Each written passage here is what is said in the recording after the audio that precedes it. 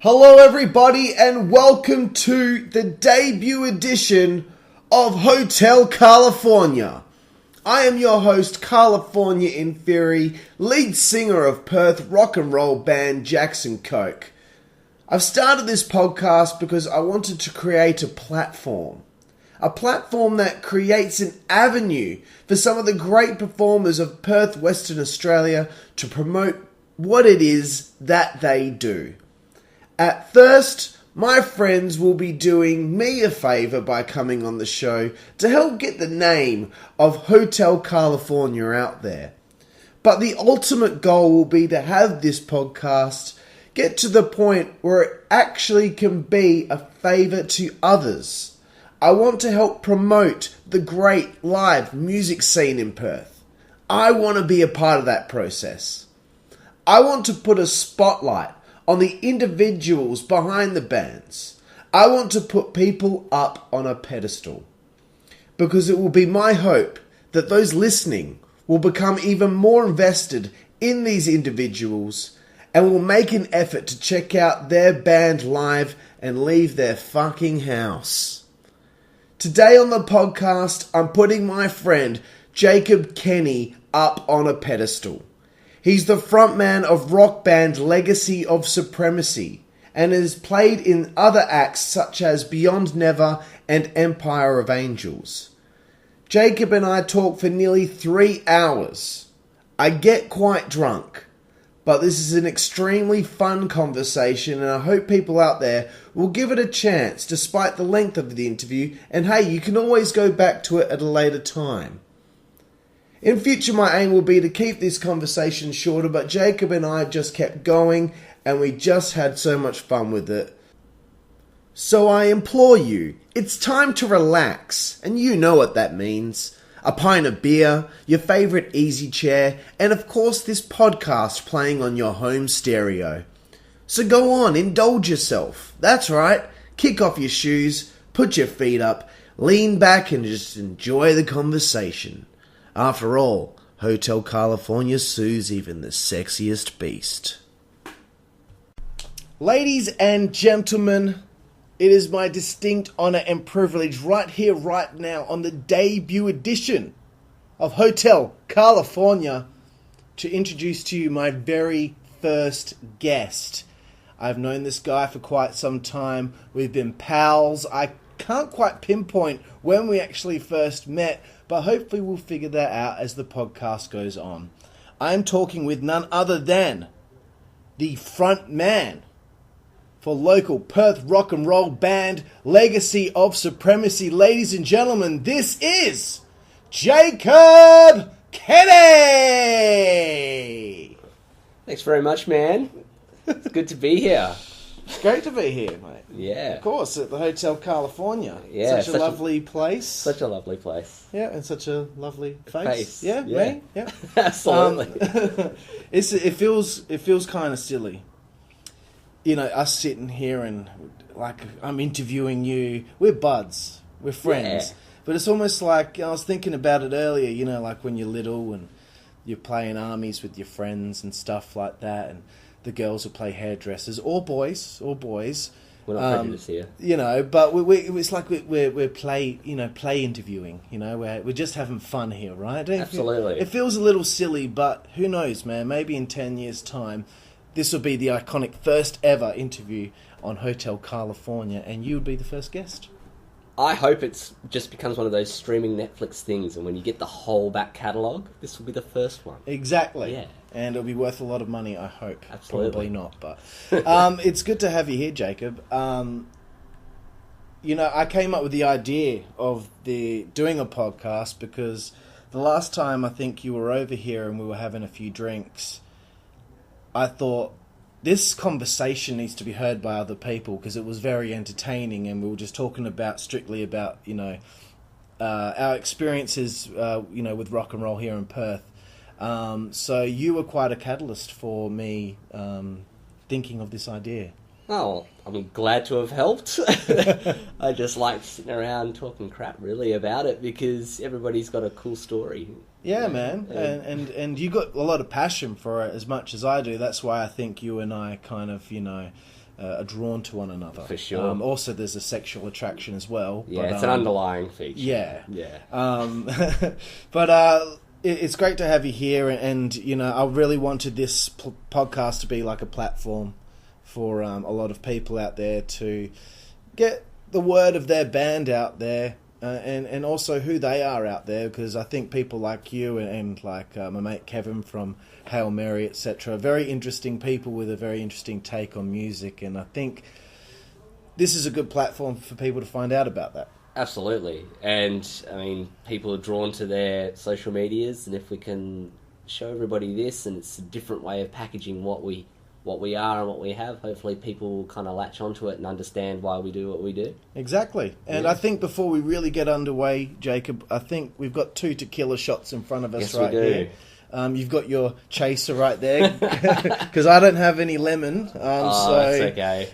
It's just a straight shot of tequila. You ready to get underway, bro? I am. Thank you very much. All right. Oh, God, that's good. That's the cactus juice. It's good for you. If you took a look at me, you wouldn't think that I enjoyed it, but I do. It's I just feel it in all of my veins, bro. He's glowing. All right, we're getting underway here. Hotel Karlifornia. Yes. Here with Jacob Kenny from Legacy of Supremacy. Jacob, first things first. Your dad. Yeah. I need to know more about your dad. I know he's a musician. I know he does it for a living. But I don't quite know the whole story, really. You can put it in a nutshell, really. But I like to learn a little bit about your dad before we start talking about you, because that's really where it begins. It is where it begins. My dad. So my dad's name is Ian Kenny, and there's probably a few, people of our age who've perked up when I said that, and no, it's not Ian Kenny of Carnival and Birds of Tokyo. In fact, there are 2 Ian Kennys from the same town. Well, if it was the guy from Birds of Tokyo, it would have had to be like 7. Exactly. We like to remind people you were of that. Conceived. So, yeah. That's an obvious thing, I would have thought, when people go, "Oh my God, is that your dad? Is he in Carnival?" I'm just like, do you think he's 50? Like, really? Exactly. No, he's not.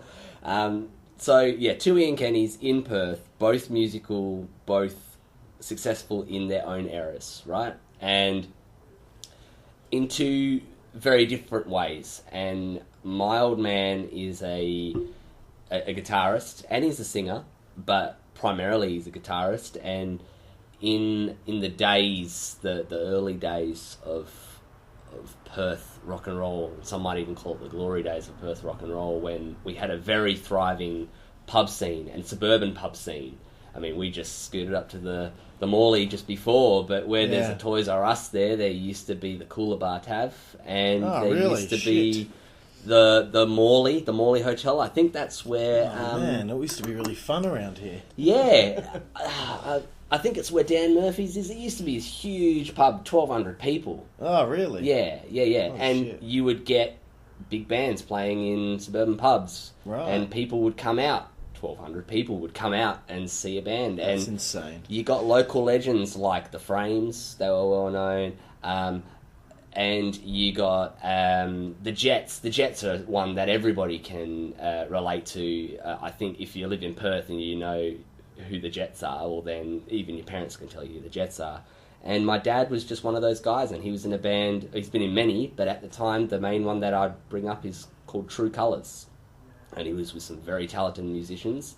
And he, just like I was when I first started, went out and aspired to be a muso from the people that he saw. And he was a big fan of local legend John Mayer. And he just wanted it. And he was good at what he did. He made a career out of it. When he was young, he was 17 or something like that. He was thinking about being a chef, and they told him he had to cut his hair, and he was pissed with that, but he could damn play the guitar, and he packed it all in, said, "Get fucked. I'm joining a band," and he joined a band, and he was out in Kalgoorlie playing gigs before you knew it, and that was what he wanted to do with his life, and put 2 kids in private school doing it, and had a roof over our heads, and it was just a stunning thing, and he worked 5 nights a week. Fuck, that's pretty good. Yeah. And, I mean, he... What years are we... Is this Talking about the 80s. We're definitely Right. talking about the 80s. And during the 80s, there were a lot of big bands, and people went out and saw them. And, Oh, God, I just...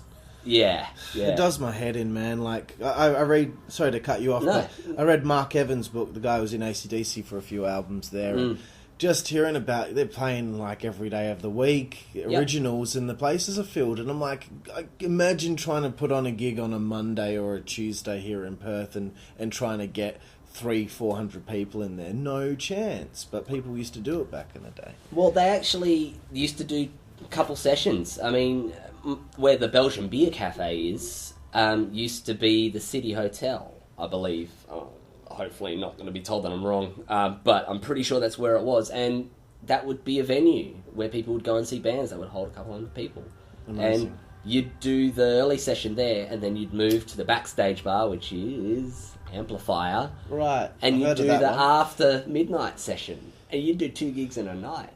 And people did it. That's And, crazy. You know, your fantastic band, Jackson Koke, just did a gig for Jamie Page's Dark Universe, and that's another person who was in the same era as my dad. Right. Trilogy happened. I mean, there's a lot of cross-pollination. In fact, the drummer in the Dark Universe, that band is the drummer. That was my dad's drummer in True Colours. He's Really? the man. He's Wow. Mick Byrne, the lefty.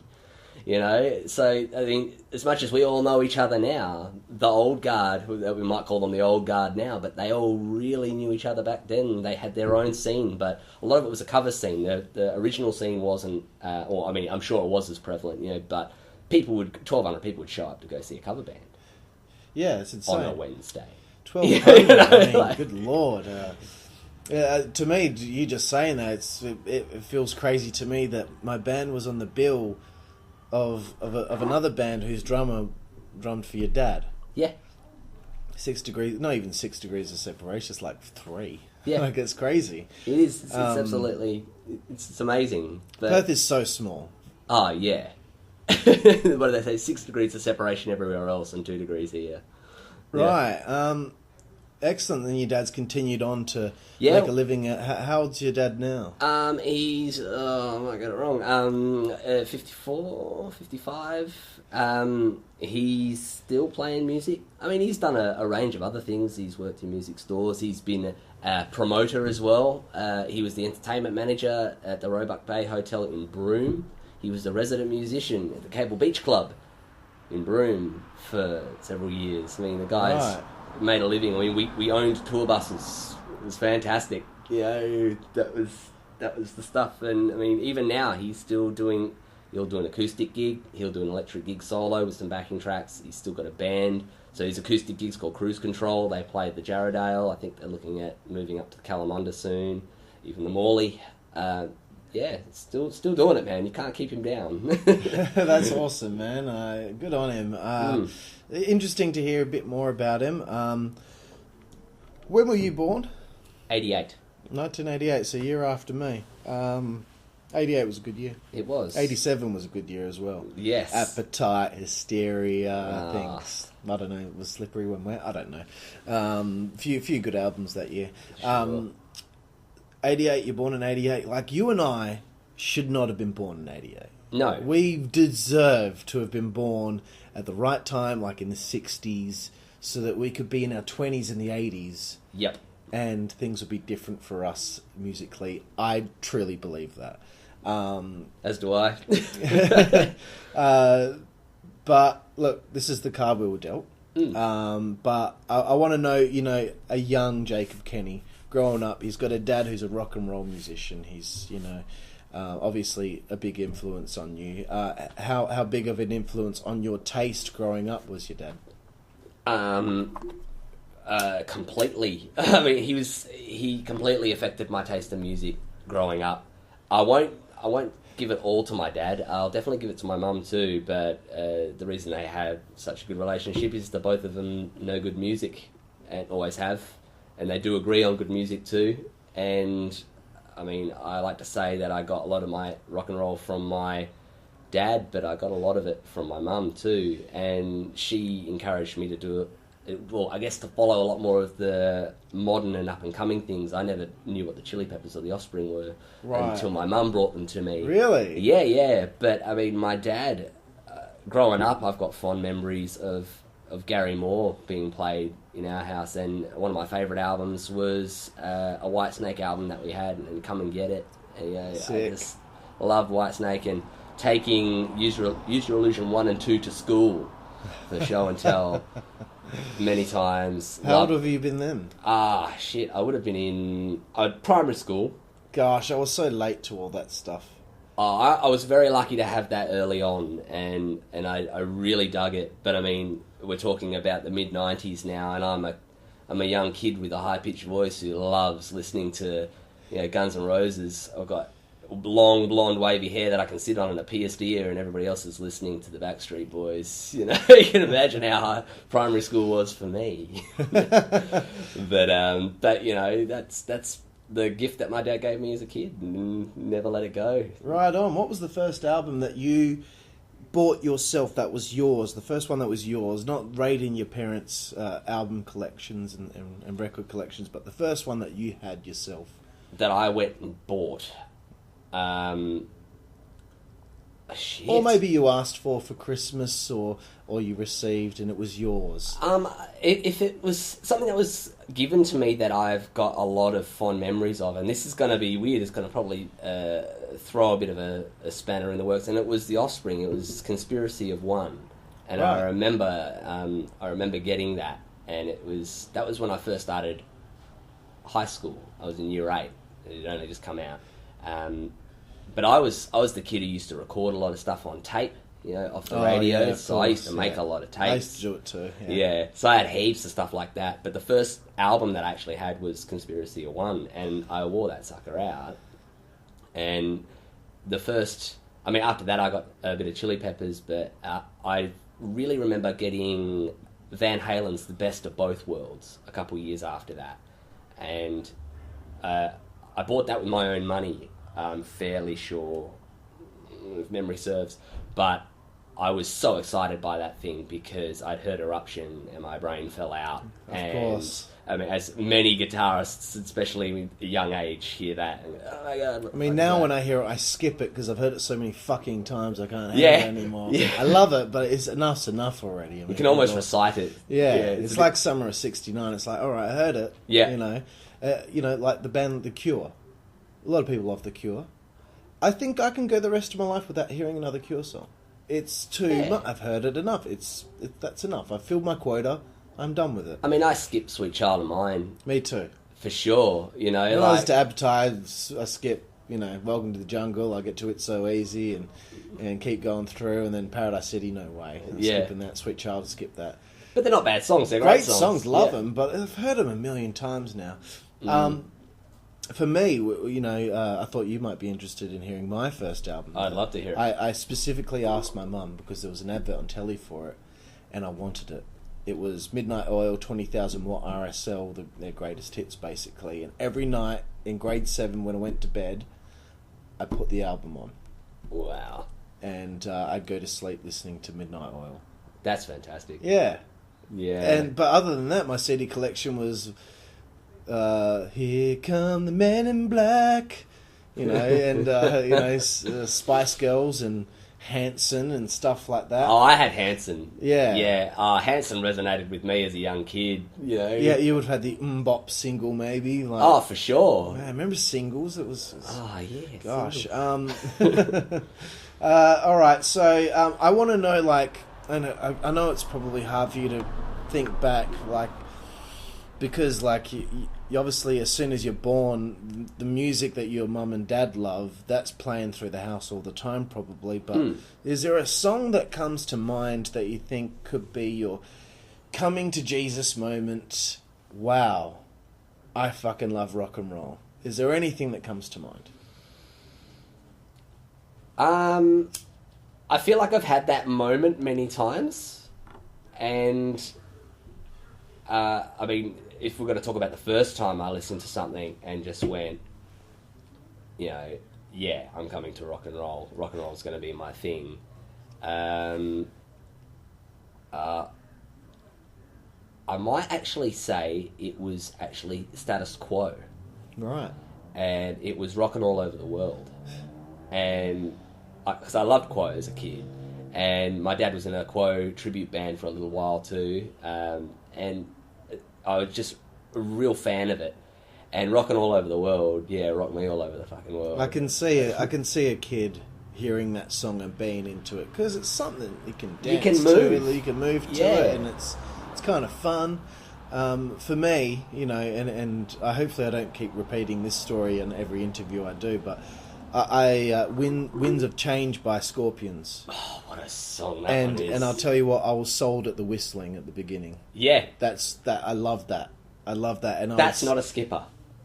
Definitely not. No, not at all. And I would tell my dad, can you play the song with the whistle for me? Great. And he'd put the record on and he'd play it, and I'm like, can you play it again? And I just wanted to keep listening to it over and over. I was only really little, but like that was only one song in rock and roll that I loved at that point in my life. And then after that, it was just, I don't remember anything else until Nirvana came into my life when I was in grade 9 and everything changed.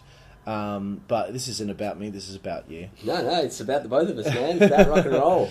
It's about, you know, the journey that you take to get to where you're at. And I think, you know, people listening to this right now, they'll listen to what you've got to say about these. We haven't even started talking about your band yet. I think this is interesting shit. We want to learn about Jacob Kenny, and, you know, everyone has their musical journey, and I think it's very important in everyone's life. If you don't like music, what's fucking wrong with you? Oh, come on. Like, it transcends all language, really, doesn't it? I remember my Uncle Paul, who's no longer with us, I was staying with him in Italy, and he was telling me about how his dad hates music, thinks it's just noise. And he'd be like, oh, well, come on, what? And he put on some Sinatra or something. And he'd be like, nah, it's just bloody noise. The guy didn't even like Sinatra, didn't like classical music, didn't like anything. And I'm just like, oh, what kind of existence is that? It's not even like anything. It'd be like being deaf. Yeah, like, just, you know, give your hearing room to someone who's deaf who would like music, please. Yeah. How old were you when you started playing guitar? I got my first electric at 5.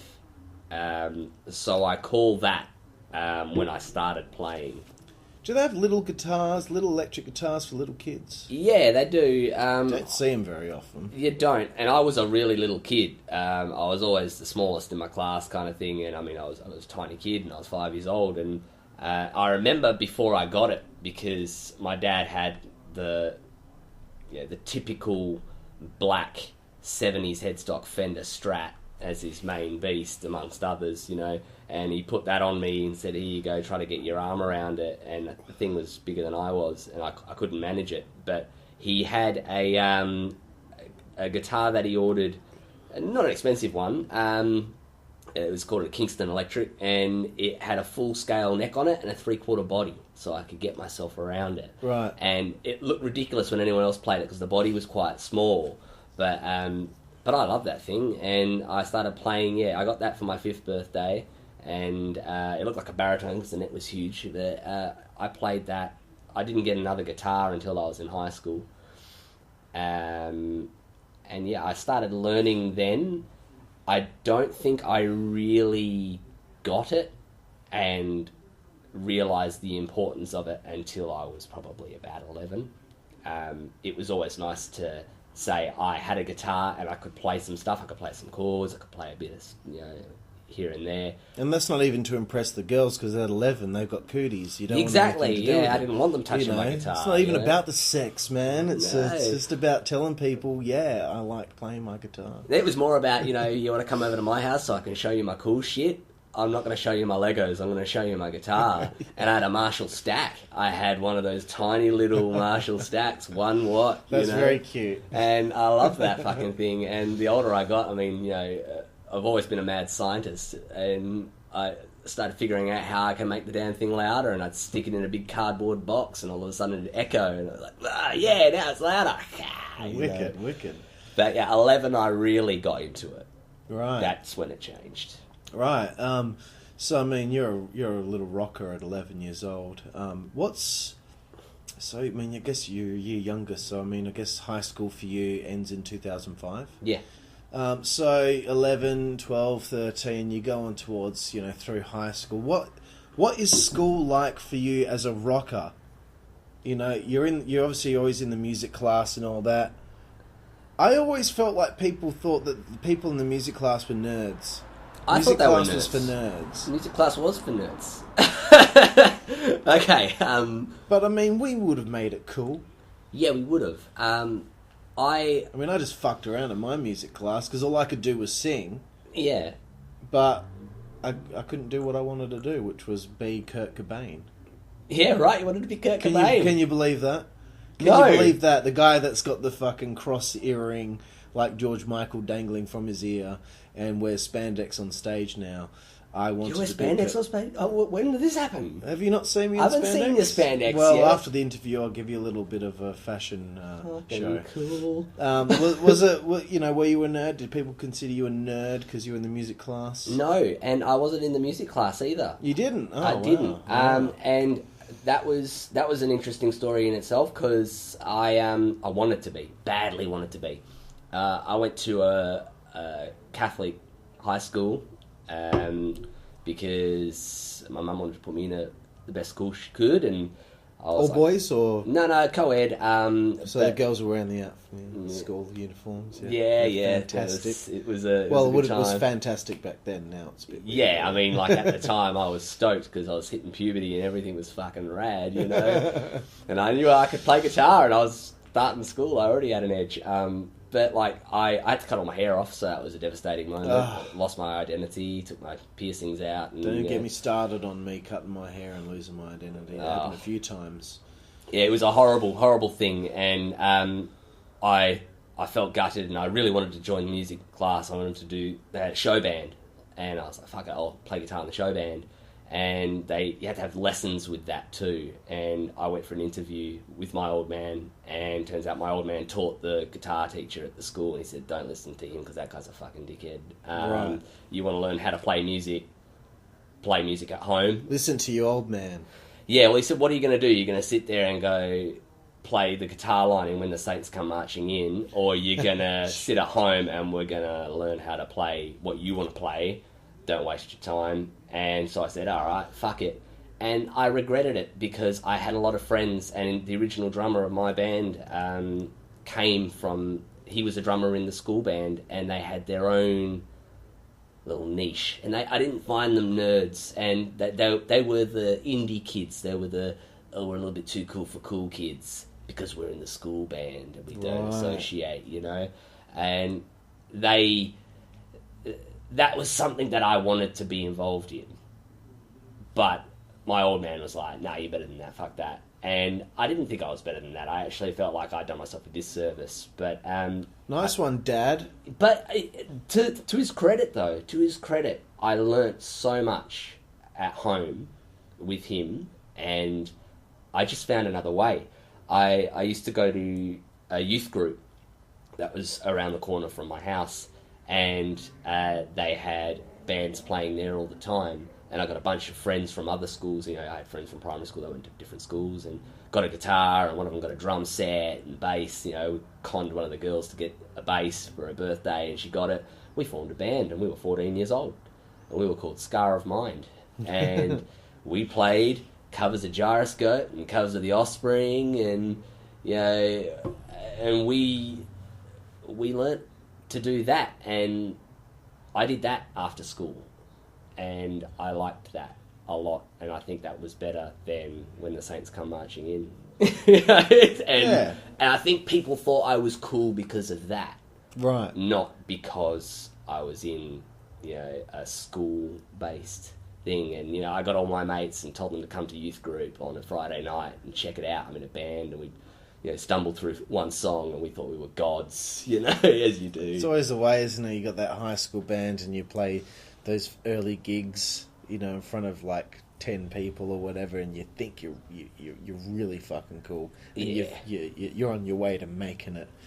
There's a few times that I did that during that time that I look back and I'm like, God, I was embarrassed. I got slandered. I got slandered for a gig like that. So my second high school band was actually called Undecided. and we were a 6-piece band, and Sounds complicated. Yeah, and it was cool. Members from my original little band and a few others, players that I knew that were really, really good. And same, it was a bunch of guys from different schools, and there was like a battle of the bands at Lockridge High, you know, where a lot of my mates went, and we entered our band, and you know, we got in the finals, and they had one of the big playoffs on stage, you know, for the whole school, like a school assembly. A couple hundred people, you know, it's a whole school in the gym, and fuck yeah! So I got a leave pass out of school so I could come and do it, and I was in year 12 at this time, and I'm a kid from a private school showing up in one of the roughest public schools out with a bunch of my mates. I've had to change out of my school uniform to get into, you know, whatever, and I'm going to play an original that we wrote, and we played a Little Birdie song. Really? Yeah, we had a chick singer. She was good too. She was really good. This ain't a love song, or this is a love song. One of those. I don't know. Great song, but we came out and we smashed it. And then I got booed and I got heckled and everything. Oh, great. Private school wanker and everything, you know. And the judges, pity he's not from this school though, eh? And I was like, oh, what a douche. Yeah, we didn't win. But that was a great experience, hey. You know, you think it's like your Woodstock. Yeah. I'm out there. Yeah, and my pinstripe jacket on with my badges and my guitar. That's tight. Yes. In 2006, so this is after high school, right? Mm-hmm. Legacy of Supremacy is formed, but before we even talk about that, I want to know how you first met Curtis. Okay.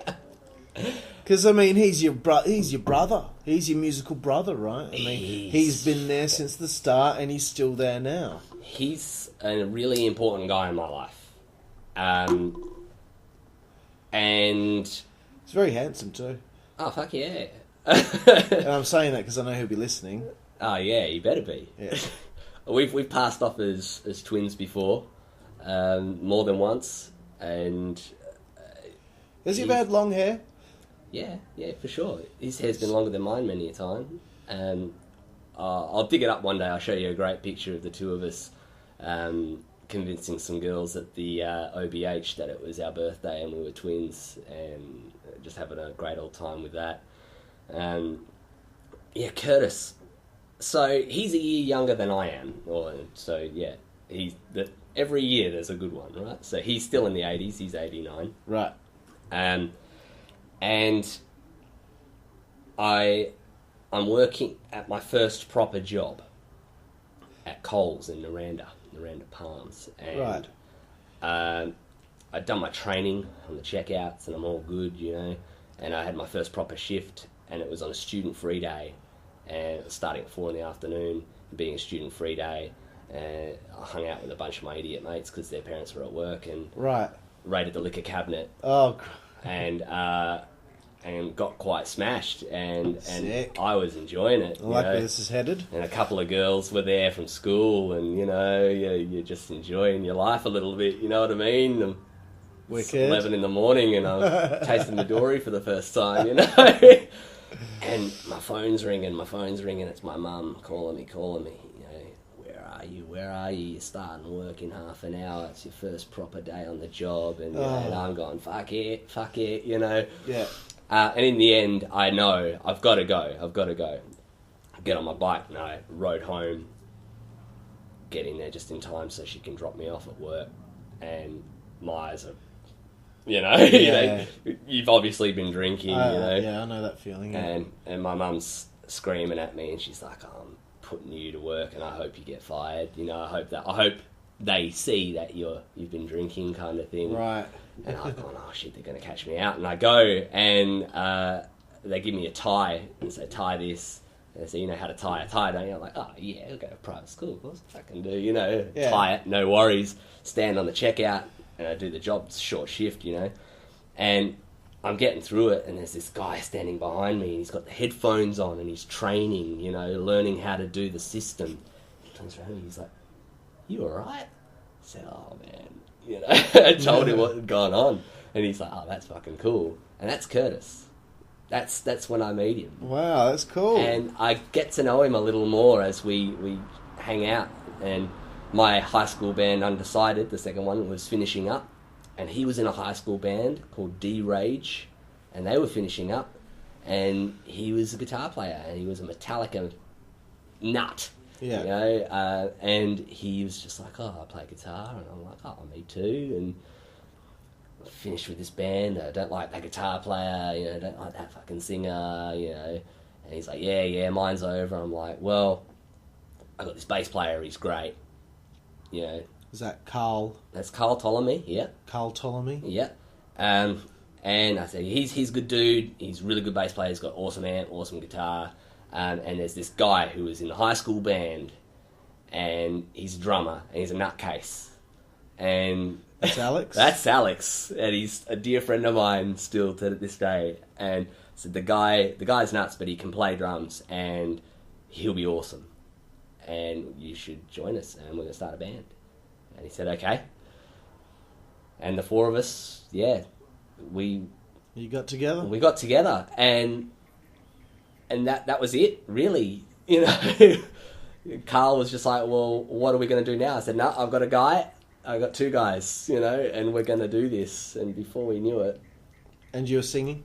I was singing, yeah. I've got it written down here.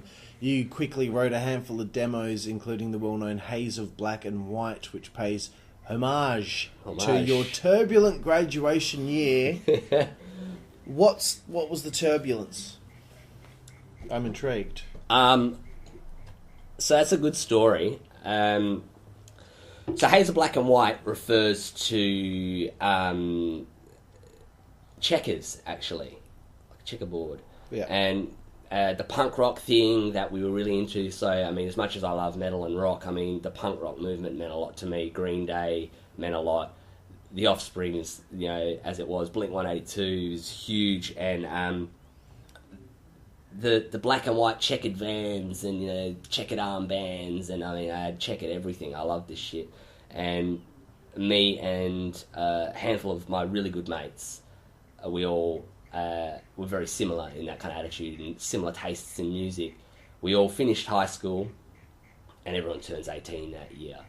And I got my license, and across a couple of schools, and we're popular boys, and get invited to a lot of parties. We had an 18th every other weekend, and we had no money, because we were all working shitty jobs, you know, and I had choice put fuel in the car or get a gift for someone, and we ended up just filling the car up with fuel, going through the old UBD, you know, the map book. Right, yeah. Whose birthday is it? Yeah. Davina Hunter Street out in Kelmscott. Right. And we drive out there, we take the sign. We just go out and nick it. And we did that for everyone. And if they had a nickname or their actual name, and we'd go and take a street sign and gift it to them. And it became this thing that everybody knew that those checkered boys would go out and nick you a sign for your birthday. And people would go, I want this one. And they'd look it up. They'd even tell you where it is, you know. And we'd go, righto.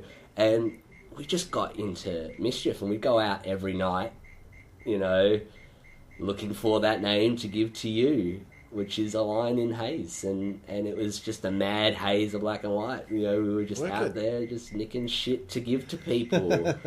And... I mean, we were very lucky. I mean, nothing terrible happened to us, but you know, we had a couple of close calls, and I think the older we got, the more we realised that we're being idiots. And but you know, that's what it was. It's fun times, bro. Yeah, it was. So the band's moving along quite well. In 2007, you kind of, as you say, when I asked you to write up a little bit of stuff for me, you launched into the scene by opening the Slam show at the Newport Hotel. I want to know about the first gig for the band. How that was for you. Was that what was the experience like? So I won't call that the actual first gig for the band. The first gig for Legacy, it was, and when it was called Legacy of Supremacy, which was originally coined by Alex, and he had us play at his 18th at his house. Sick.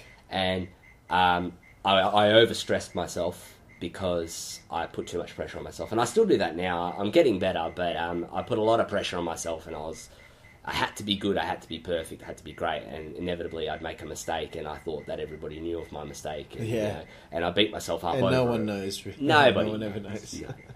No. You're trying to impress somebody in the audience, and then you make one mistake, and you go, But, so I'd already kind of had that hanging over me. So that was the year before, that was 2006. But I say 2007, we go out and we did this slam show, which were great. They used to be, these shows that would go on once a month, and they get a bunch of bands on, and they go to a venue, and the promoter would put them on, and it was just to support local music, and they'd put on a headliner, somebody who was happening, and Graham Greene was the headliner on that slam show from memory, right. And Pyromesh is another name for a band that's been around. Yeah, so they were on that gig. There were a handful of bands that were pretty well known at the time, and we opened the whole thing. It was a particularly special one. It was a double stager they set up, and it was a whole Sunday sesh, and we opened the small stage for the first thing, and I was terrified. I mean, I couldn't concentrate, and it's scary. It was freaking me out, and my old man drove us to Freo with all my gear, and I was just, and I'd never sung in front of anyone either. I always had a singer. Right. I was never a singer. And I couldn't calm down, and my old man said, go and get the band a round of shots of Sambuca, everyone, before you go on. Because I like Sambuca. Not anymore. I mean, it freaks me out now. But I had a shot of Sambuca, I remember, and I just mellowed out. And I just got up and I played it. And it's just what you needed? Yeah, and I've actually got a desk recording of that gig somewhere. Oh, I'll show wow, you one wicked. Day. Yeah. Interesting. Yeah. It says that, it says here that, the lineup lasted until 2008. Commitment issues meant parting ways with your rhythm section. What does the original lineup of Legacy of Supremacy mean to you? Does it make you sad that original group couldn't still be going today, despite how great whoever you've got in the band now? Do you kind of always wish it would have been great for us, that original crew, to still be going, or? No. Which might seem a little cruel. I've got no hard feelings to Alex or Karl, and I mean, like I said, Alex is one of my closest friends, and spend a lot of time with him. Karl I don't see often, but when I do, it's definitely a positive thing, and I think, you know this as much as anybody, right? So when you're in a band, you're in a relationship with 3 or 4 other dudes. Yeah. And I mean, when you're in a relationship with your own partner, sometimes keeping on top of it can be hard. Like everyone's got their quirks, and when you're dealing with like your own partner, like your significant other, you can understand their quirks, and there's a bit of give and take. You got to do that with multiple guys. Yeah. And it's hard to do. And you're 17, 18, and hormones are still running the show, and one of you wants to be, Joey Jordison, the other one wants to be George Lynch, and another one wants to be, Jack White or something like that, Right. And it's really hard, and I really think that them leaving was something that made us grow as a band.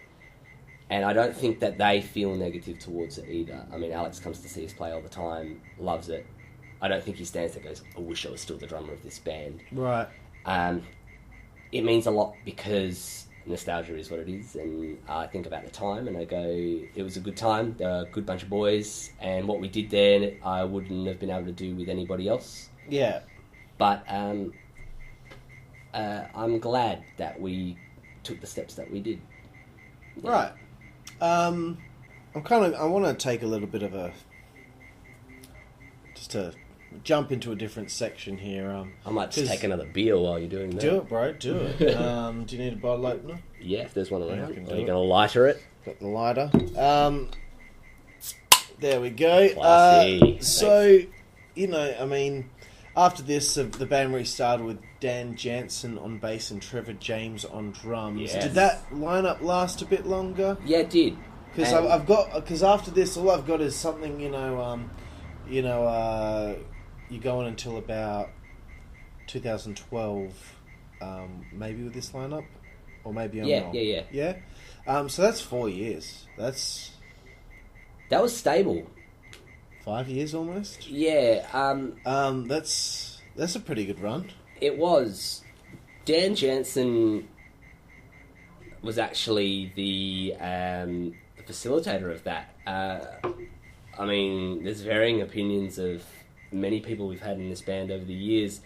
Dan's a can-do guy, and he liked to try to turn something out of nothing, and he knew I was passionate about it, and he wanted to support me in it, and he also knew that I was really uncomfortable with singing, and there was a gap actually between Alex and Carl, and then ultimately Trevor and Dan. I had a drummer, Royce Mack, for a while there, who's currently the drummer in Videli.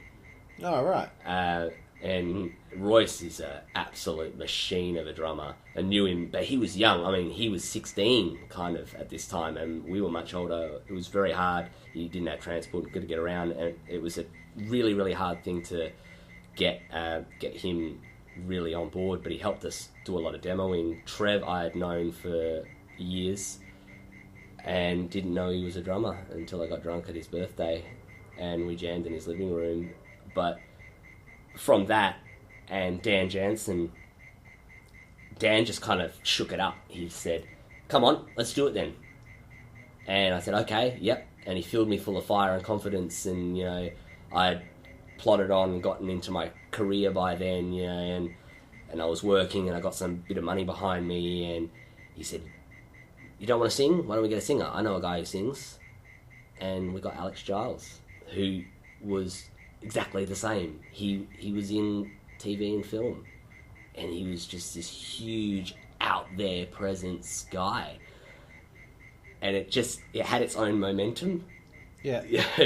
we set a date every week, and we all showed up and we all played. And Alex Giles was working on a film which was being shot in Margaret River, and he'd be down there shooting all week, and then he would drive back from Margaret River to be at band practice in Perth on a Friday. Oh my god. And we would do it, and then he'd go back, and everybody just really gave a shit at the time. Wow. And it was because we had all these songs, and we were going to write an album, and we were going to record it, and we had money, and the band had money, the band made money, and we were all like, well, let's get somebody to record it. And I think that's why it maintained that lineup for such a long time, because Dan was such a positive influence on me. Right. Yeah. I just want to ask about what point, of your time with the band until about 2012, would you consider the Perth scene at its strongest? Because I know there was a period of time there where it was pretty fucking good. And I want to know your perspective of what do you think happened to it? From 2012. I mean, there was a time there where you go see Ragdoll, Emerald City, maybe Legs Electric, and a couple other bands on a billet amplifier bar. There'd be 400 people there, no doubt. Yep. Just like that, and I know that they probably drew more than that on different occasions as well.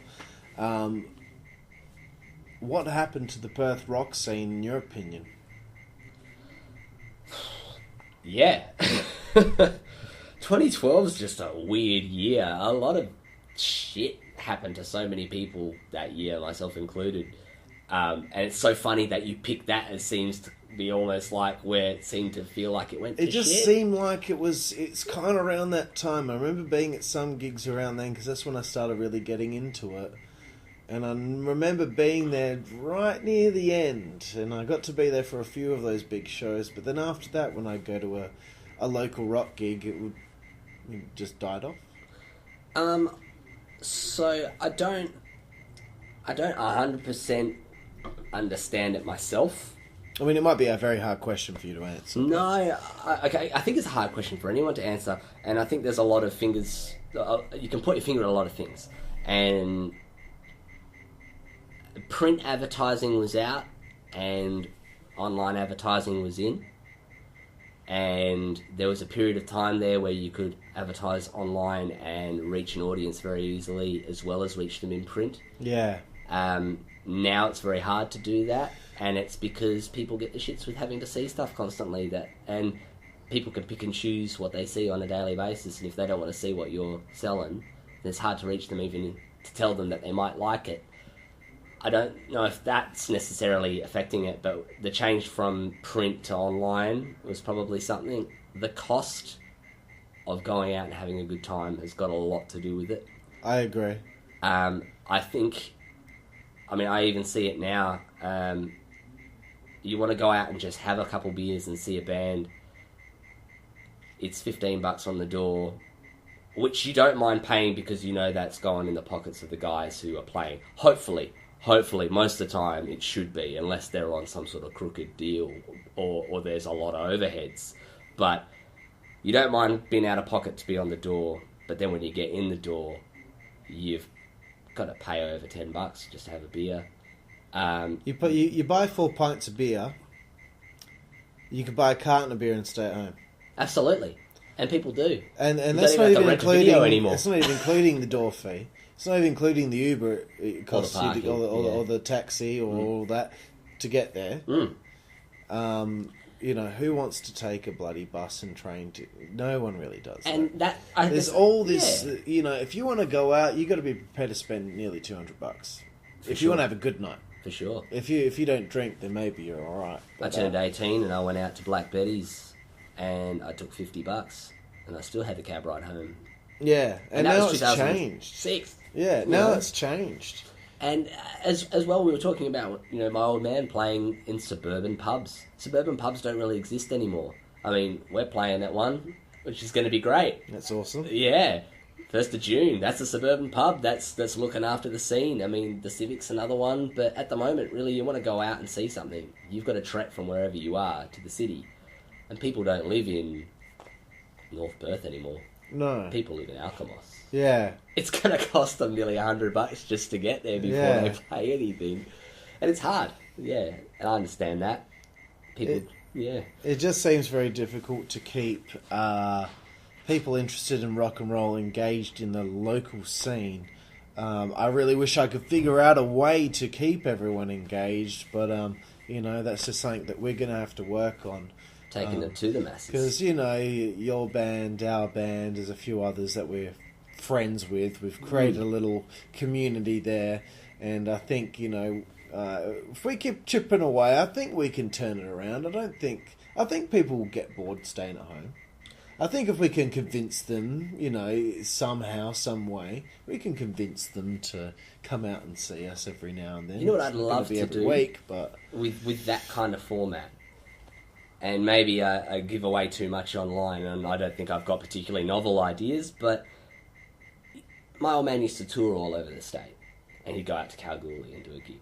I don't think you need to go out to Kalgoorlie to get your little group of rock and roll guys, you know. Yeah. You know, us, Sister Switchblade, Hail Mary, Ragdoll, those kind of guys. I think you do a tour of the suburbs. I think you play Joondalup. Yeah. You know, and I think you play Kareen, Greenwood. Yeah.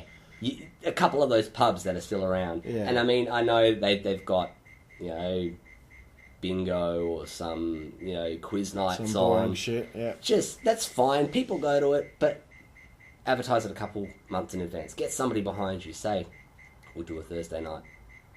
We'll do a Friday night, but, you know, we'll book it well in advance. And we'll do one there, and the next week one there, and one there. But we're doing original music. Even if you pair it, I mean, there's tribute bands all over the place. Pair it with a tribute band. Yeah.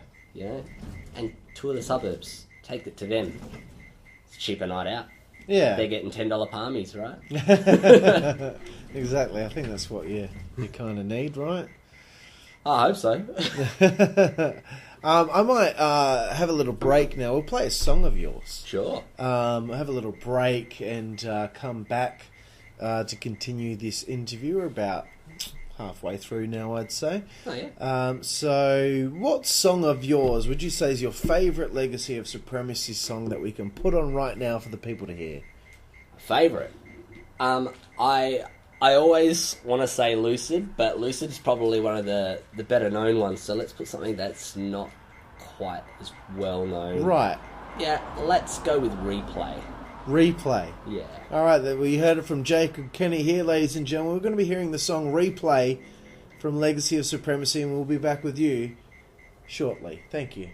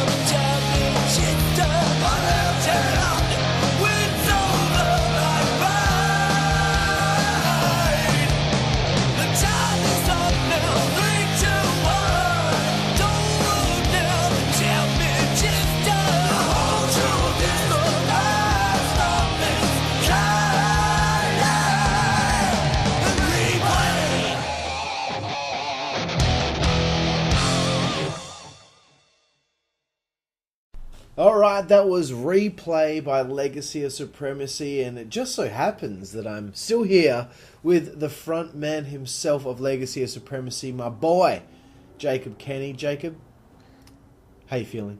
Feeling good. That shots hit the spot. We're into beer number 2 for the night, and I don't know, I'm feeling pretty good, man. I think this has already been a success. Me too. I believe so as well. Yeah. I want to ask you about Beyond Never. Aha. You had a short stint in the band, Mm-hmm. which, believe it or not, I was slated to audition for as a singer, but I bailed because I couldn't jam in Jandakot every week. It was too far. Yeah, that was far, man. I was just like, there's no way my piece of shit car's going to get me to Jandakot and back. What's her name? Kristen got very upset with me over it. Not very upset, but she wasn't happy that I kind of bailed at the last minute. I'm sorry, mate. But your short stint, what made you think, I want to be in another band? I've got Legacy, but I want to be in another one. My life at the time wasn't in a great place. And I was looking for some meaning, and I needed to fill a void. And some people do that with drugs. Some people do that with sex. You did it with getting into another band. Yeah, absolutely. I did it with getting into another band. I mean, I was a low point in my life, and I was sick of sitting at home, counting the days until I could either go and jam or go and do something. What was bothering you? I'd had a split up from a very long relationship that had been fairly important, obviously, to me, and it was a very hard-line track for where I thought the rest of my life was going, and the rug was kind of pulled out from under me there, and I was, pretty rattled by that. That shit always rattles you, man. Yeah. Especially when you think it's a sure thing, and then that thing doesn't work out, and you don't even know who you are anymore at some stages, you know? Sure. I had no idea who I was, and I think that's why I got into... I kind of took a lot of the yes man attitude, because I didn't know who I was anymore, and I almost felt like I had unlimited potential, like low resolution but maximum potential. So I could really do anything with my time, but I was doing nothing with my time, if that makes sense. And I just sat there going like, what's everything I've ever wanted to do when I wasn't in a relationship? That's not, sleep with porn stars or something,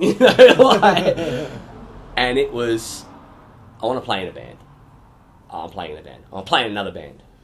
I'm playing 5 bands. Got 5 nights a week to jam. Nobody cares. There's a void in your life. You don't know what to do with yourself, so you want to fill your life with just being inundated with what you love, which is music, to get away from how you're feeling and being stuck thinking about how you're feeling. Yeah. Let's just get rid of that and just be totally inundated with music, and then hopefully those feelings will just go away. Absolutely. Right. And it worked. Worked a treat.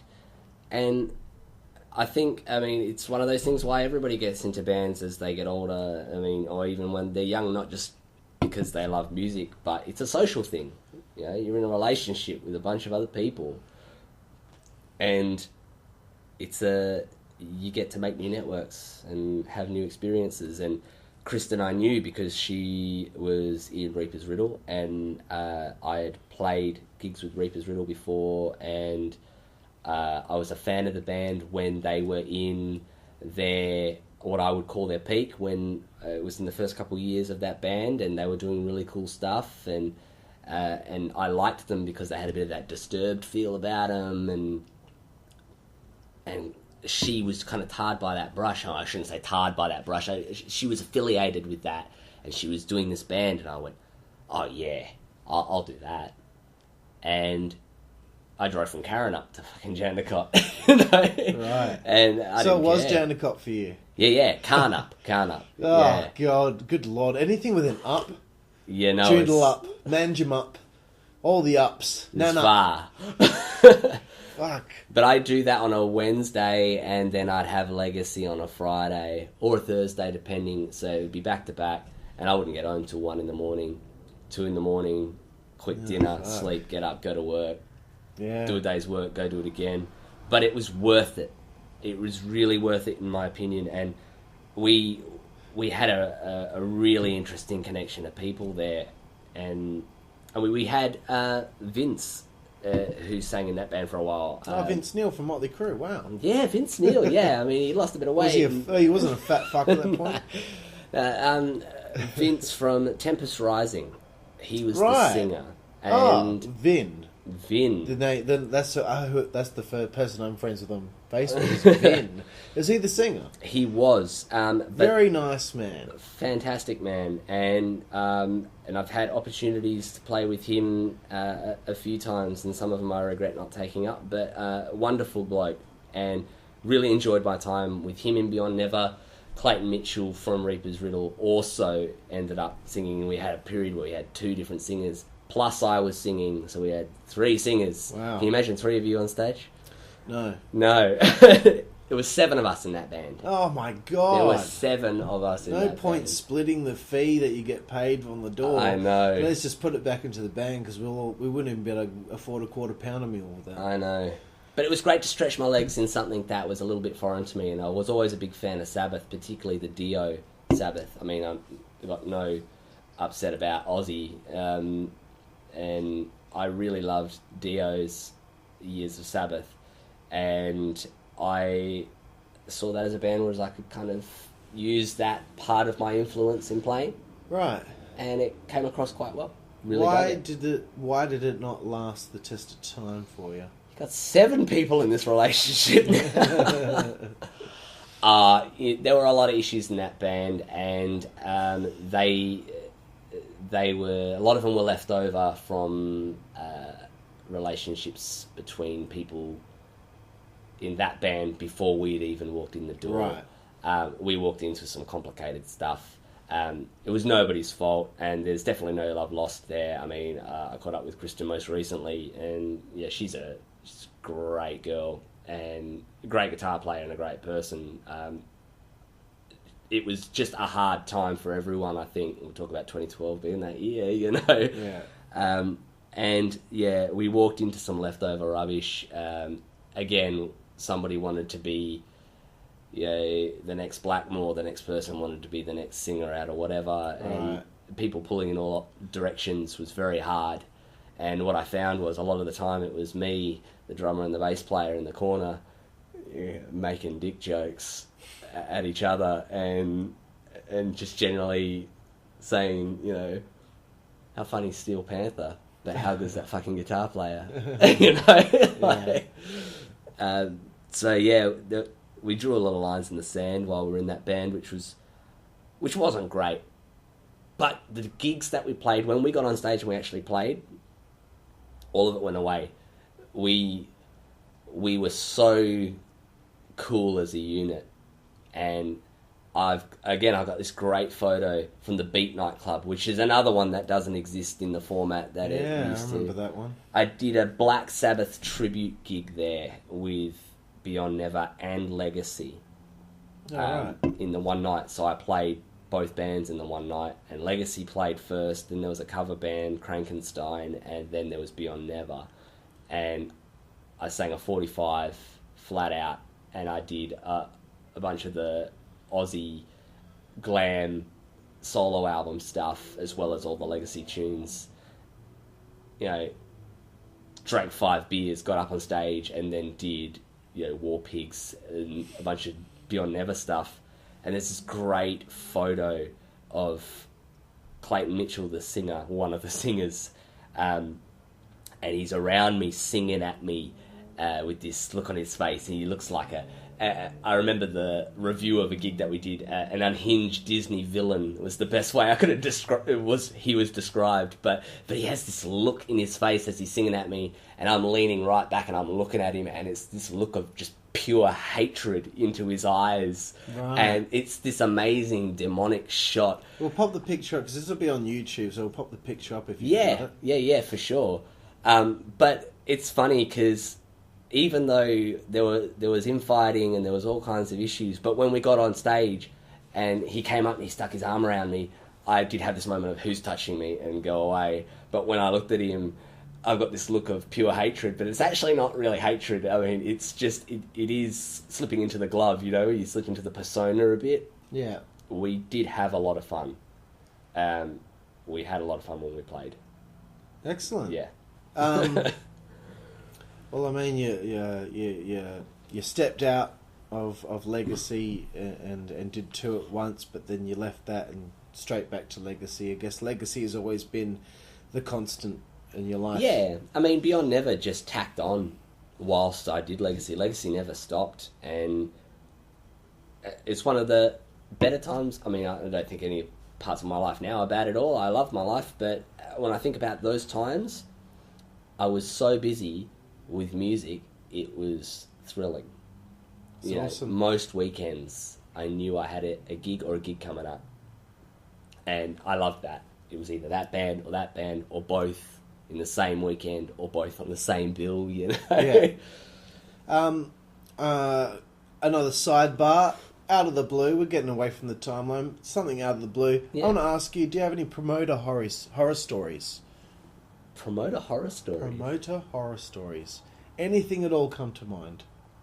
I've got a few interesting stories. I mean, on the whole, I've had a pretty good experience with promoters in Perth and not in Perth.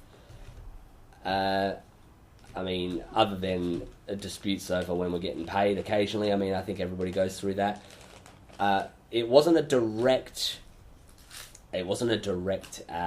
story. So I didn't deal with the promoter in this case, but the promises that were made and what we got, and this is a Beyond Never gig, right? And I'll never forget it. I did a gig at the Civic with Beyond Never, and later that night we were actually doing a festival. All right. And it was a bush doof. Yeah, right? And it was called Fandangoa. And it was out in the... Fucking trippers. I know, it was out in the Perth Hills, right? I bet my mate Phoenix was there. Yeah, his name's Phoenix. Continue. I saw you, Phoenix. You were the guy who I nearly ran over who was sleeping in his Trust tent, me, he right? doesn't remember it. It's fine, no hard feelings. I remember it. I mean, we did this gig, and my buddy from Canada had just come to live with me in Karrinyup, and she just arrived, and I was like, oh, I've got this gig, you should come out, and she was in no position to do it. She's like, no, fuck it, I'm staying home. I did the gig, went back, got myself ready to go out to this bush doof. Alex at my side, you know, as he always has been. It's a goer, cars loaded. All right, what are we expecting? Well, there's a big stage. There's a couple of stages set up. We're going to get a spot where we can get our gear sorted. The guy's going to give us some food, which was nice. And there would be sleepover arrangements if we wanted it, or we could drive back. And there would be alcohol provided. Great. No worries. Got all the gear in the car, drove up, left at like midnight to head out to the hills. Right. Got some vague directions of where it was. Yeah, pretty sure I know where it is. And I'm in a lowered Subaru, that can barely get over a speed bump, and I hit a road that is an unsealed road. It's a dirt road that's been washed out by some heavy rains, and it's full of potholes, and I'm trying to drive a car full of gear that can barely get over a speed bump down this piece of shit road into the middle of nowhere. Into the middle of this nowhere. This is fantastic. And I just keep on going, and me and Alex are like, are you sure we went down the right road? Oh, I'm not sure. Oh, I think we're going here. I think we're going there. There's no road signs. There's nothing. We're driving blind here, and eventually we keep driving, and I see some lights. And we've been driving for fucking ever, and it's getting closer and closer to where we're supposed to go on stage. Hopefully the lights aren't a mirage. Oh, I know, right? And we're supposed to be on stage at, I think it was 1:30 in the morning. And by now, it's 10 past 1, and I'm freaking out because I need time to get my gear ready, and, I haven't even seen the layout or anything yet. This guy said, just turn here, and then find the tent, and you'll be right. And I've gone, I'm in the bush, man. I'm lucky I'm not going to get bogged. And by the time we actually got somewhere, I was driving through a field of tents. And I was, oh my God, I'm going to drive over someone, There was no road. I was just in this random patch avoiding tents and trees, and found a spot where I could get out, and I parked. I found my bass player's car, And I was like, okay, I'll just stop here, it'll be fine. And we're walking on sand, and I could see a tent, this huge tent, just the peaks of it in the background. And I'm like, cool, that's where we got to be. I'll walk to the tent. And I get stopped by the drummer. No, we're over here. Oh, yeah? The side tent, smaller stage. Okay, sure. What's there? DJs. Okay, yeah, righto. We'll go to the smaller stage. Show up. There's no promoter there. It's quite seriously a marquee with a generator next to it. I was just going to say, how the fuck do they power these things? There was a Jenny. God, it must take a lot of fucking effort to get something like this off the ground. It obviously did. There was a lot of...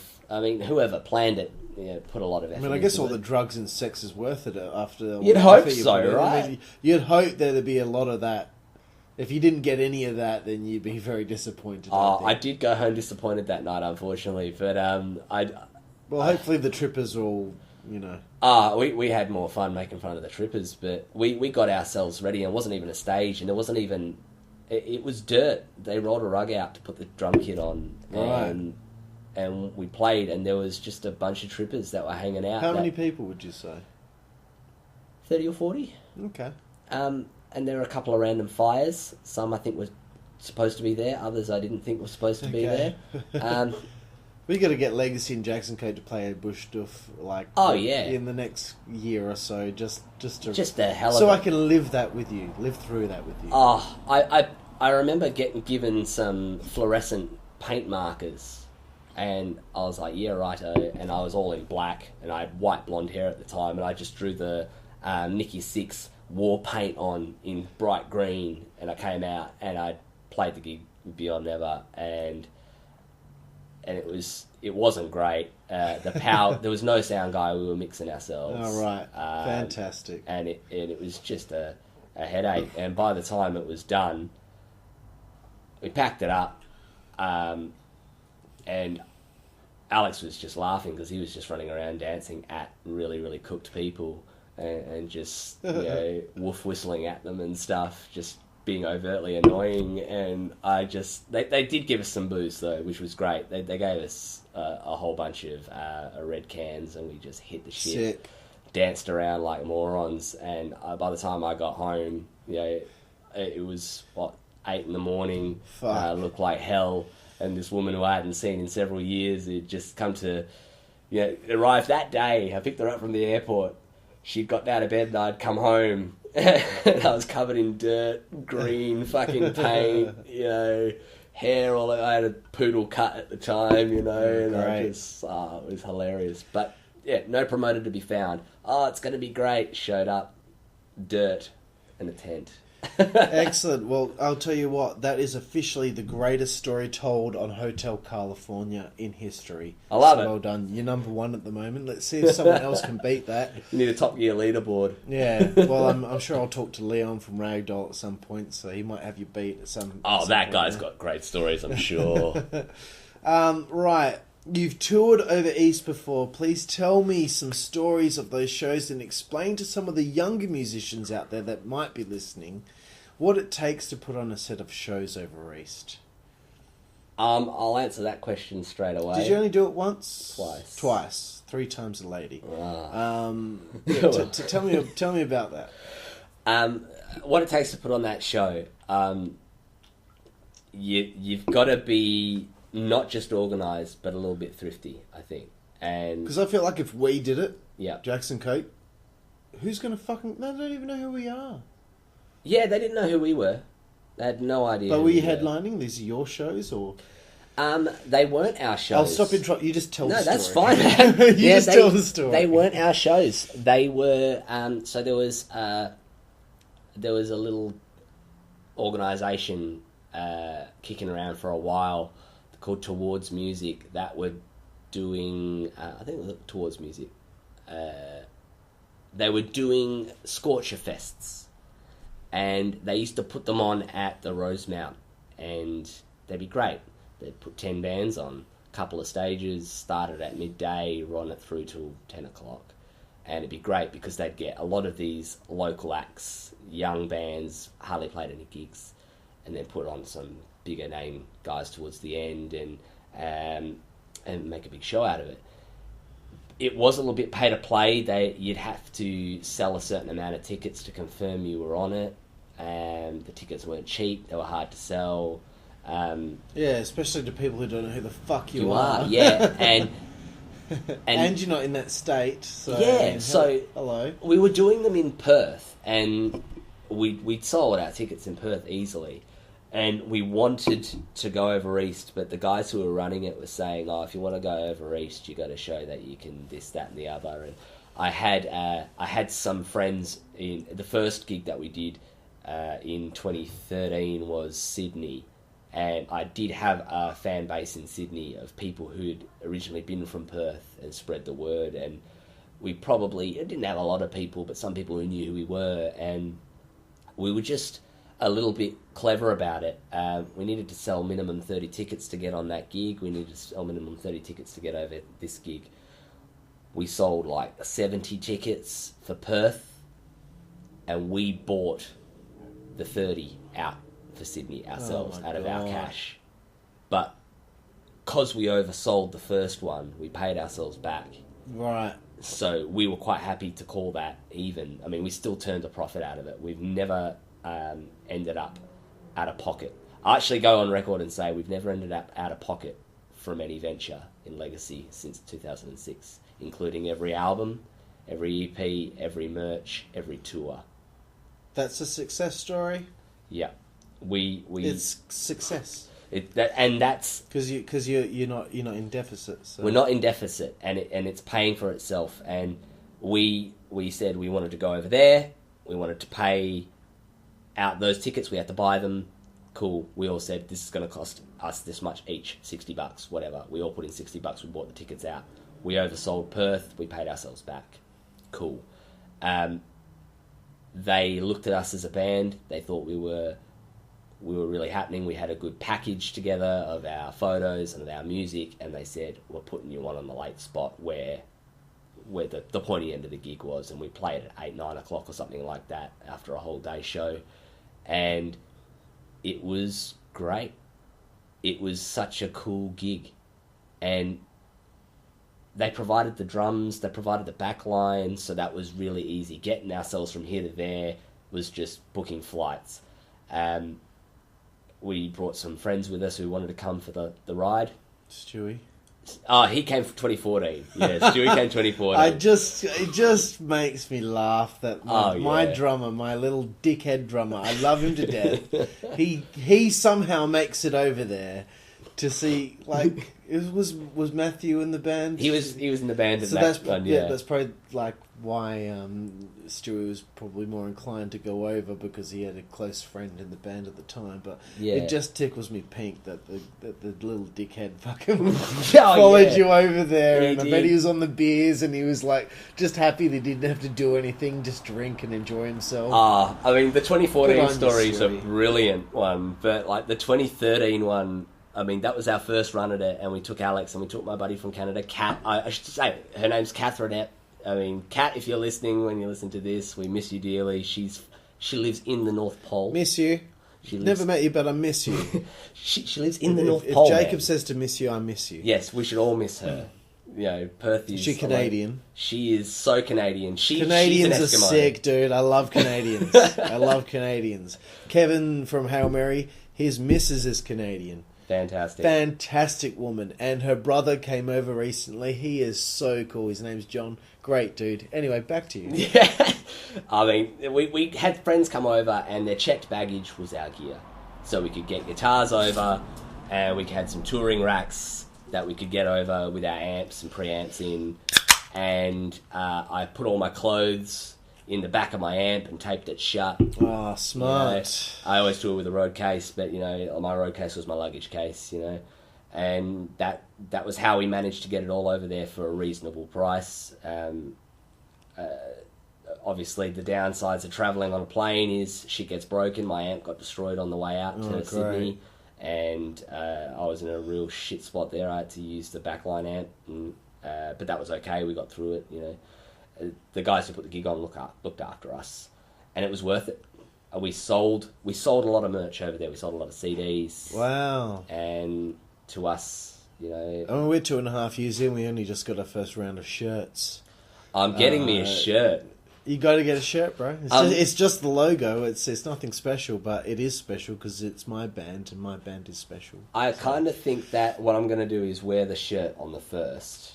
And Curtis is really keen on the... I mean, I think he wants to make it a good I'd like shirt. to wear Curtis. Who wouldn't? Like, you know, I'd like to wear him as a full bodysuit. Just him, just him wrapped around me naked. If you're Curtis, if you're listening, run. He's a good man. He's a good man. But I think taking something that you can sell while you're over there helped a lot. Definitely. Yeah, it offset a lot of the cost. And we went in 2014 again. Not quite as successful. We played a little bit earlier, but the networking was worth it. We played with a great band called Serpentine Sky. I will give you that album if you haven't heard it. Haven't. Oh my God, just awe-inspiring. And I ran out of CDs and I didn't have anything because I wanted to give them a copy of our EP. We only had Firefight out at the time. So I ran back to Stewie's room to get his copy of the EP so I could run back and give it to them. Fucking Stewie. I know. The guy was smashed. and I remember the bass player in a full suit at 11 in the morning drinking a Bloody Mary standing at the bar going, "Oh, here are the Dog Boys." You know, we looked like we'd been hit by a bus and he was so well dressed drinking a fancy drink. I'm like, "You prick." Oh, good Lord. Well, that's interesting. You know, I hope that at some point maybe us and you guys can maybe venture over together. For sure. At some point, you know, 2014 was 4 years ago. It's time for Legacy to head back and bring along some friends. I think I would. I've got some friends in Melbourne. I know. I've got a friend in Sydney who could. I don't know what he can do, but he could probably do something. He could tell his friends. Isn't that what it's all about? Tell your friends. You know. So I've got some friends in places that can help somewhat, but I think it'd be fun if we all like had a little journey over east and that is because we're all brothers in arms, man. That's what I want to get over in this podcast. Is I want to let everyone know that us rock bands in Perth, we're brothers in arms. Sister Switchblade, Hail Mary, Legacy of Supremacy, Jackson Koke. We will get to the June 1st gig very soon, but we're brothers in arms, and we're all going to be looking out for each other because you know I feel like in this town there can be certain examples of people that don't look out for other people, that just worry about themselves.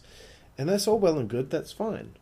You know, nothing against them, but I think it's imperative to the scene to create the scene, recreate the scene, that we all look out for one another and we all help one another.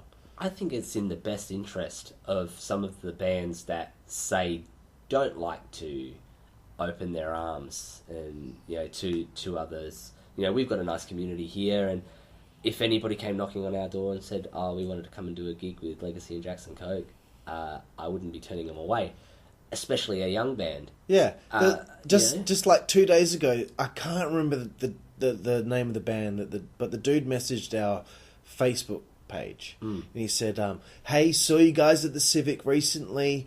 You guys were fucking great. Really enjoyed it. If you ever need anyone on a bill, please don't forget us. We would love to play with you guys." Yeah. And I fucking won't. There have been so many bands that I've messaged. You know, they're probably busy people and they probably forgot. That's fine. But there've been so many like bands where I've messaged saying we would love to play with you guys because we're fans of you guys and we think it would help us insurmountably. Yeah. And never hear anything from them. Never hear anything from, and that's fine. That's fine. Look, they're probably busy. They might have forgot about us. But yeah, that's this fine. one random dude that I've never met, he messaged us, and I think to myself, I will not forget that guy. I will throw him a bone because he loved us and he made the effort to ask. And it's in the, like I was saying, it's in the best interest of the band that you ask. If I ask somebody, you know, to be on a bill with them because I think they're great and I've loved the band and I really feel that we would give them something. And they're fans. You give their fans something to be interested in before they play. I don't think the receiving band should go, "Oh, these young guys, we don't want to be associated with young stuff." I think they should go, even if they've done only 10 gigs, all their best mates are still showing up to their gig. I mean, let's go really, really, like, petty here. You're a brand new band, all your best mates are still showing up to see you every time. Yeah. You're going to get a crowd. Now, if you've been a band that's been around for several years and you're struggling to get a crowd, I would get every single one of those young bands playing on a bill with you. Exactly. Because you're getting in front of because they can still play that card of come see us play because we're new. Yep, and you should have seen our first gig. Were you there? I don't know if you were there. I don't think you were. It was our very first gig at the in Wembley at the Herdsman Lake Tavern. No, I didn't see that one. We played second. The fucking room was filled. It was like 150 to 200 people there.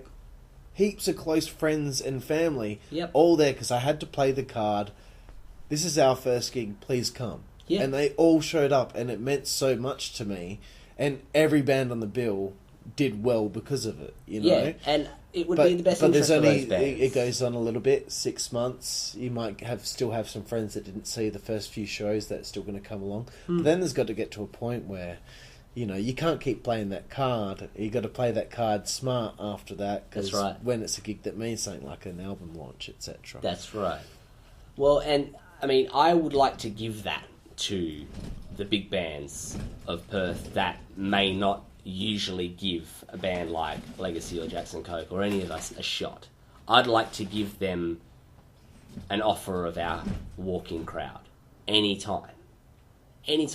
And all we get out of it is attachment to their name and attachment to their walk-in crowd. And if their walk-in crowd is 20 people, if their walk-in crowd is 50 people, fine. If we bring in another 60 or 70, we've got a good gig on our hands, right? Yeah. You know, and they could either play to 50 people, they can play to 150 people. Bring me and Jackson Koke along, and we'll bring you a crowd. You'll get a bump, mate. You'll get a bump. I mean, what's the difference? You're splitting the door three ways. Exactly. You'll get some high fives and some sweaty hugs. And we're way prettier than anybody else in the scene. Yeah. Sorry, everybody else in the scene. Especially really me. I'm very pretty. He really is. Should see this ass in some tight spandex. Next question, which is just out of the blue. Yeah. Are you serious that your drummer Frank has 6 kids? Is he out of his damn mind? 6 kids? He does have 6 kids. Use a condom, dude. He loves them all dearly. Yeah. When I first met him, he had 4. Is it with the same partner? Or Absolutely. Has he got different? He doesn't even have the excuse. The excuse of, oh, well, that was with I had 3 with my previous partner, but then was with my next partner, we had 3. It's the same partner. Like, yeah, let's do it again. Frank, are you out of your mind? He loves his wife. One is mental. He loves his wife. Oh, his wife's probably fantastic, but kids are crazy, dude. Kids are crazy. And he's the drummer in a rock and roll band as well. God, absolutely. Frank. Damn, bro. Yeah. I love you, but god damn, 6 kids. And he just gets on with it, doesn't he? He is seriously the engine that could, like, just... Yeah, well, apparently so. The engine that could. He keeps going and going and going. Yeah, I mean, he's he like can be a the front of the fucking joke Duracell sometimes. rabbit, you know? Oh, absolutely. And you know what rabbits are like? No shit. Jesus. I mean, On you, Frank. Yeah, on you, Frank. Yeah. He probably just bust a nut on the other side of the room and she'll get pregnant. It sounds like it. He's a very fertile I was going to ask man. if he's got some Chinese or Indian blood in him because it seems like, you know, the dude just coughs and he's got a kid on the way. He's taken after the 80s hair metal fucking line, really. I mean, let's be honest. Nikki Sixx has probably got about 20 kids. Most of which he's never met.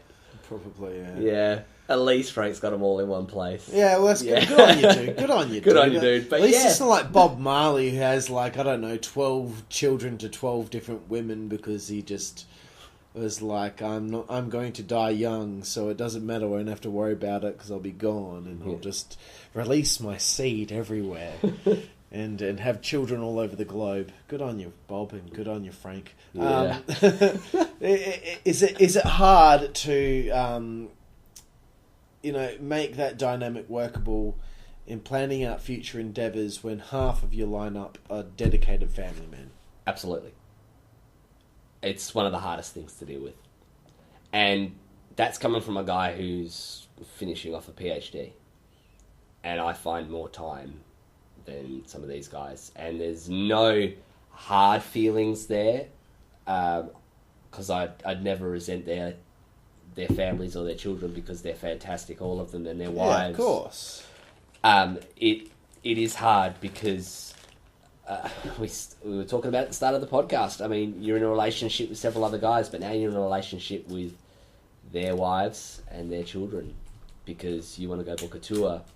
Frank goes, okay, we need 6 months to plan that. And I mean, I've done it in a month and a half from decision to boarding the plane, and I couldn't do that with Frank. But it is worth it. Because Frank's got a job too. Absolutely, and he's got to keep a roof over the head of all job, his kids. You wife, know? Yeah. 6 kids. And Tristan, our bass player, he's got 4. Oh, God, what's wrong with these dudes? He's got 4. 3's enough, surely. Yeah, well, he had 3, but he's just had a new one. Tristan, enough, bro. Like, you and Frank ain't competing, bro. Right? Just race. leave it. First to 10. Just leave it. I feel like this podcast is getting more entertaining as we drink.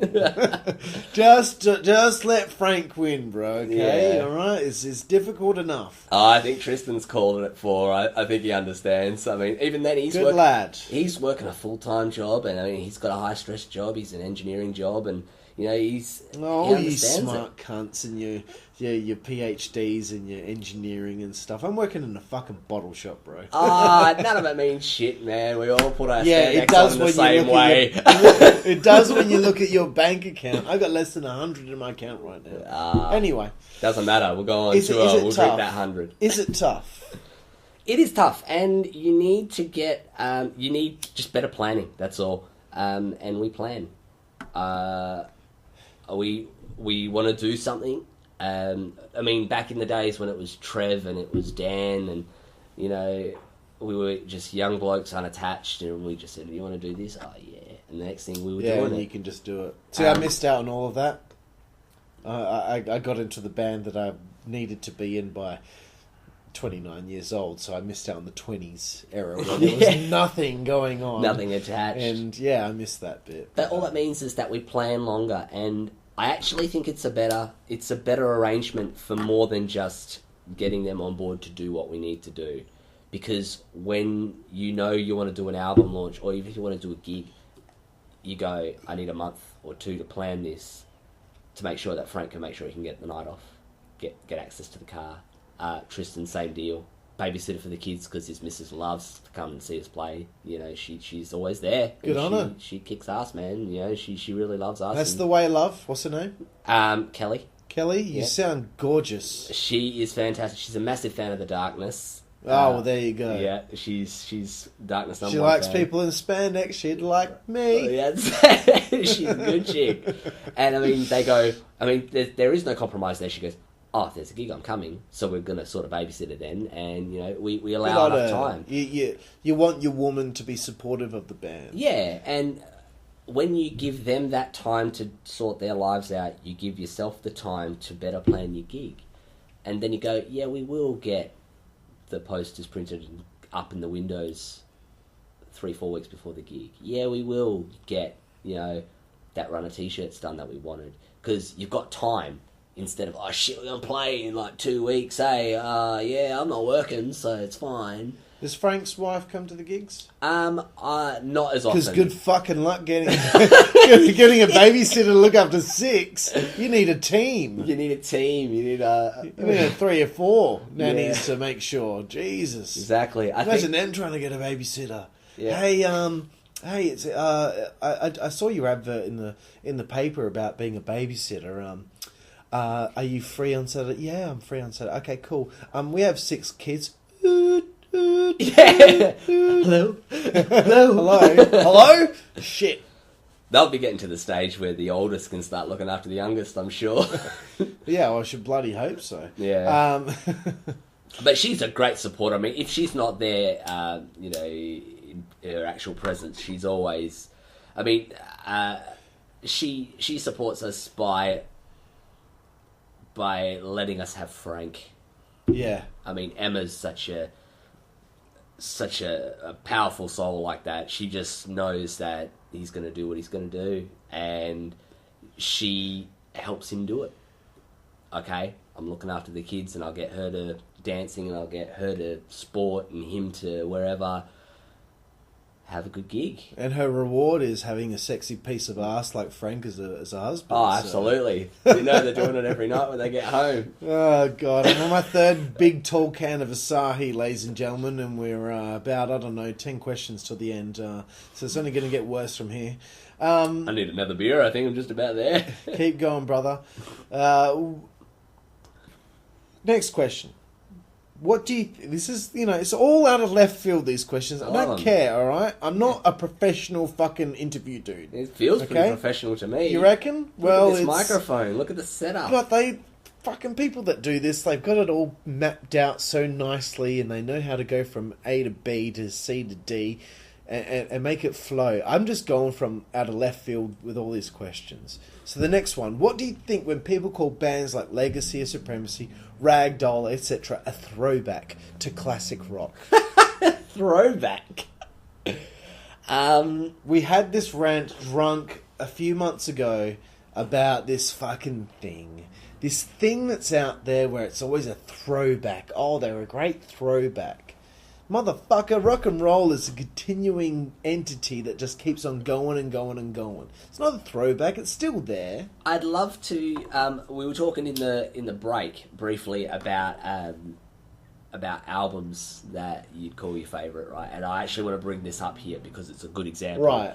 And my go-to favourite album is Not What You Expect for a throwback to the 80s kind of band. And it's an album by a band called 18 Visions. And they were a late 90s band that were doing the modern hardcore, metalcore, but with this fusion of 80s glam rock in there too. Right.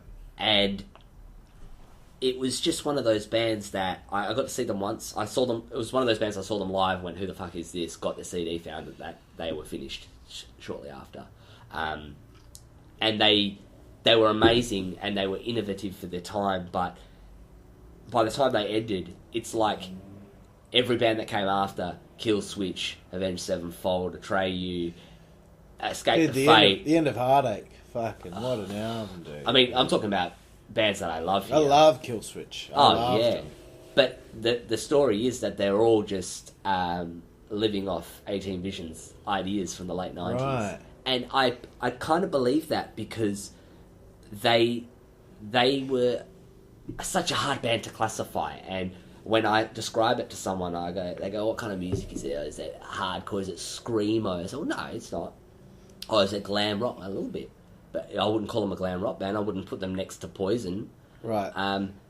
I also wouldn't put them next to Machine Head or Metallica. I wouldn't put them next to Blink-182, but they had a lot of catchy... So someone had to come up with a name to describe but there wasn't genre. one. And you know what they were? They were just hard rock. Right. And I think that Legacy and Jackson Koke and Sister Switchblade are all just hard rock bands.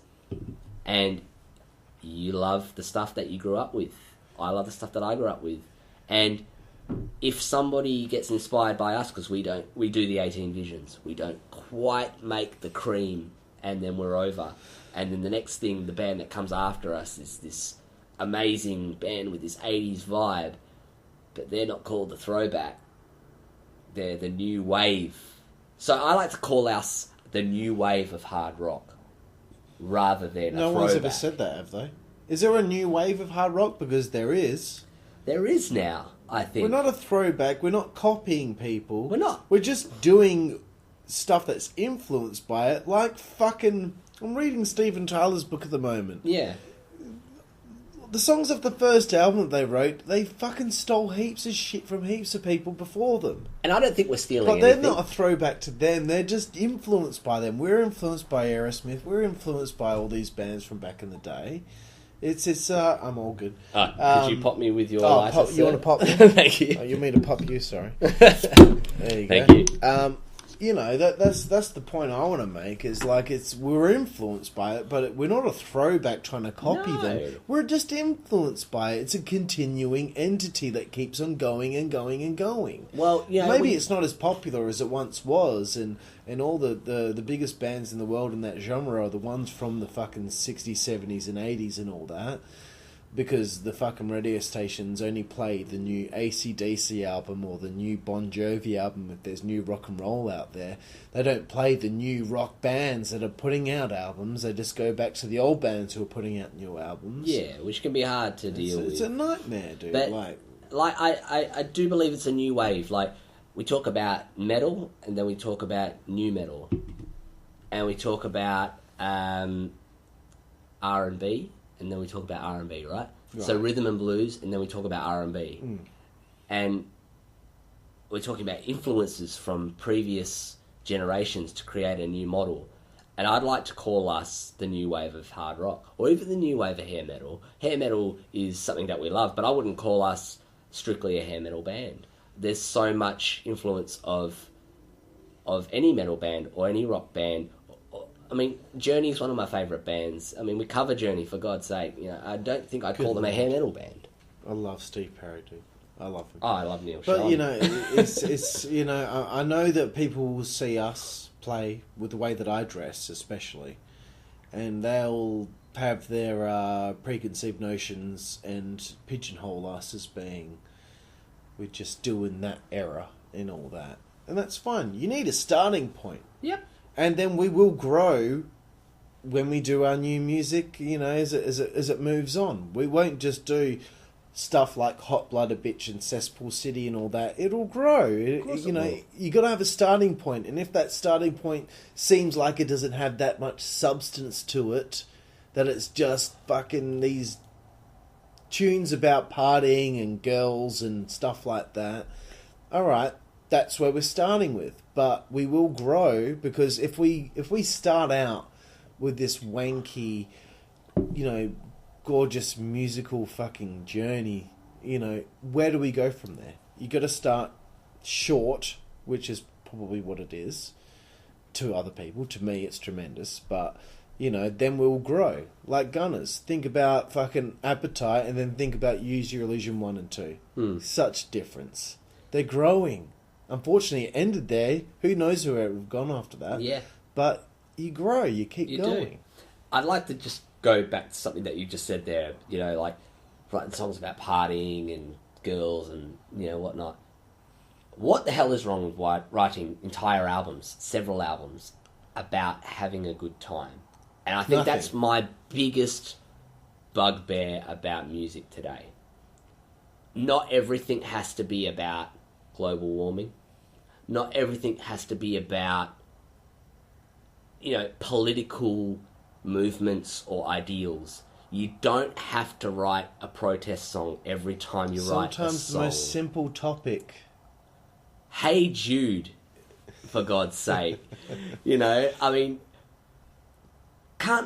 don't be afraid to have fun. Listeners, don't be afraid to enjoy your life a little bit. And if that means singing a song about getting up in the morning, jumping in the car, putting your foot to the floor, heading to the beach, sculling a beer, high-fiving your mate, you know, making eyes at a pretty girl or, you know, whatever, and having a good time. Queen, having a good time, you know.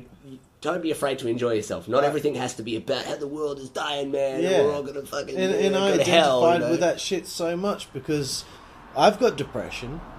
Everyone knows it. I've got depression. I deal with it. And when I was, you know, in my early 20s, I had depression badly. But then I heard Motley Crue, and I heard Poison. Yeah. And I heard these bands, and I realised, listening to this music, life can be fun.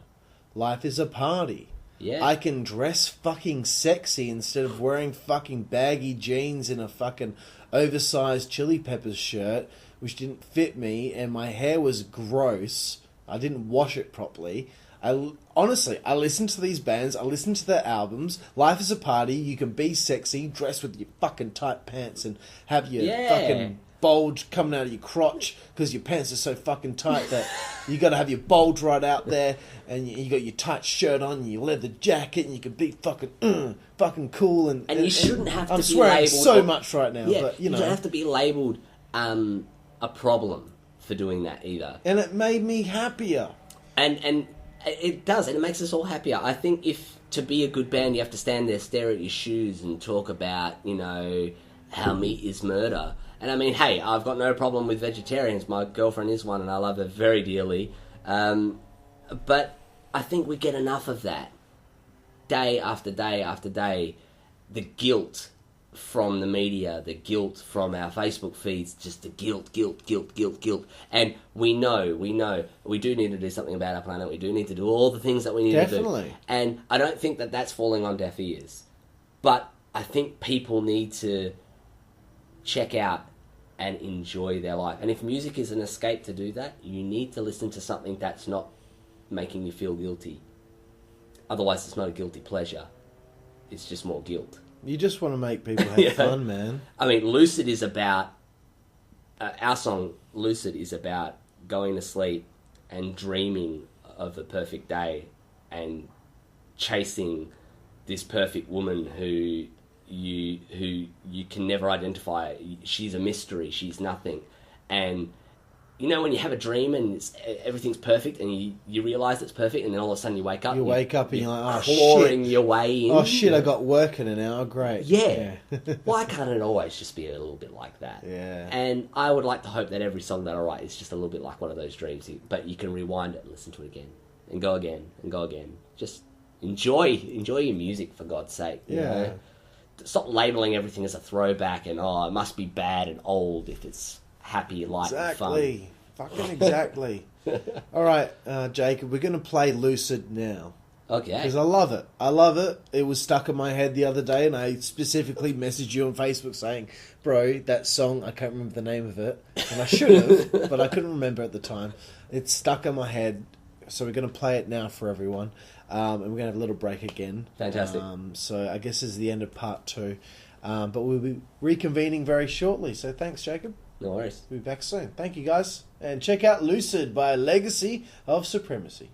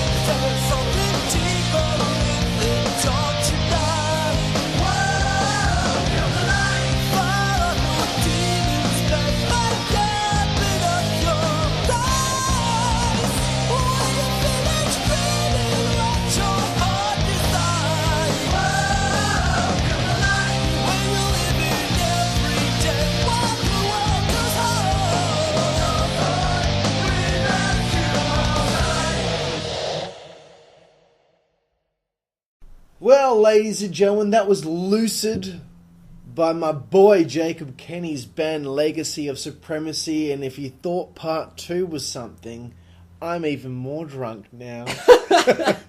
So this is going to be something else. He's got a serious parking. And I'm here with cans. Jacob Kenny, bro. How you doing? I'm good, man. I'm good. You know, as this podcast has been progressing, I've been realising we've already spoke for 2 hours, so I'm going to have to split this into different parts. So I think when we play a song, that will be the end of a part. So please bear with me, ladies and gentlemen. I'm still figuring out what I'm fucking doing. I thought we were only going to talk for about, I don't know, an hour, 15 minutes. But there's been so much content to talk about, and it's been very entertaining. So thanks, Jacob. Oh, I think we're doing well. Here. We are doing well. Doing very well, especially if I feel like this. Good. You look good.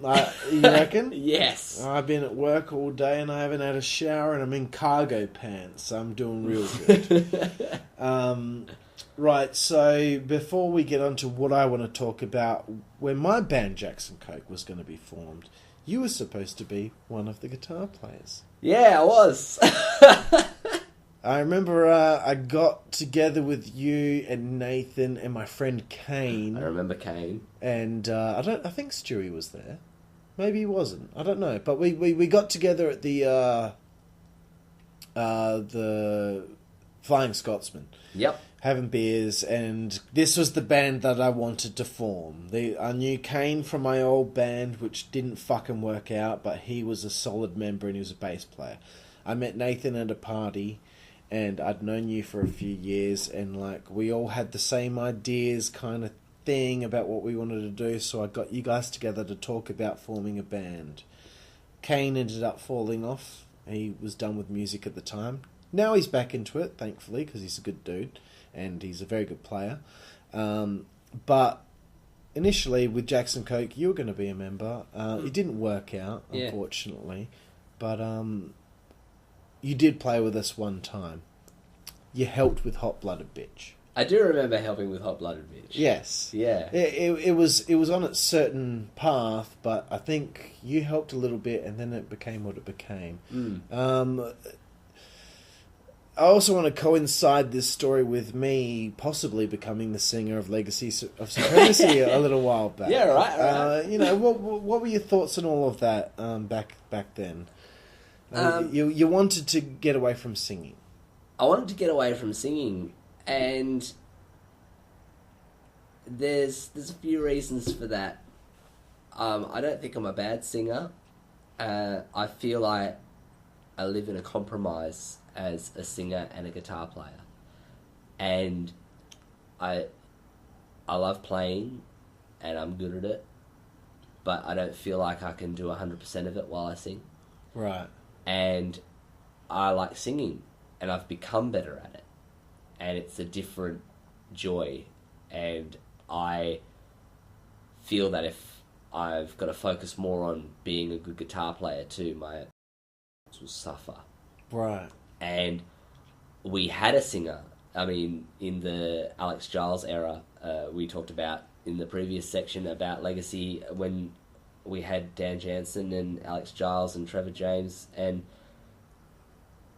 Giles, he was a great singer and he was a great frontman. And what I loved about him was that he could go and hold that thing together, and I could do what I really, really loved and focus 100% of my energy in it and do a bit of singing. And yeah, I think about it now. I'm glad I don't have a singer in Legacy, but it's why I have my other band, which is called Empire of Angels, which has done not a lot in the last few years, but that's still ticking away, I promise you all. And there is a singer in that band, and that's why I would like to have that kind of outlet. I'd love to have a band where you can just focus on the guitar. Focus on the playing. Yeah. What I wanted to say was, as it pertains to me trying out for your band, and that was pretty fun, to be honest. We did Kickstart My Heart. Yeah. I just wanted you to do that with us. But after I wanted to do that too, but yeah. Unfortunately Scorcherfest didn't work out because we got hit in the head with a steel chair the day before, which is if anyone out there doesn't know, I used to be a wrestler. I got hit in the head with a steel chair the day before I was going to go on stage and do Kickstart My Heart with Legacy of Supremacy at Scorcherfest at the Rosemount. It was at the Rosemount, and I couldn't do it because I was just not all there. But it's a fair excuse. that aside, you were interested in me being the singer in your band, but I believe I told you after listening to you guys play together, I was like, you should be the singer of the band because that's the sound of the band, and I just felt like if I did that, I'd be infiltrating something that shouldn't have been there. I just feel like that's the sound of the band. That's who you are. And I agree with you. At the time, I probably wouldn't have, but I definitely feel that way now.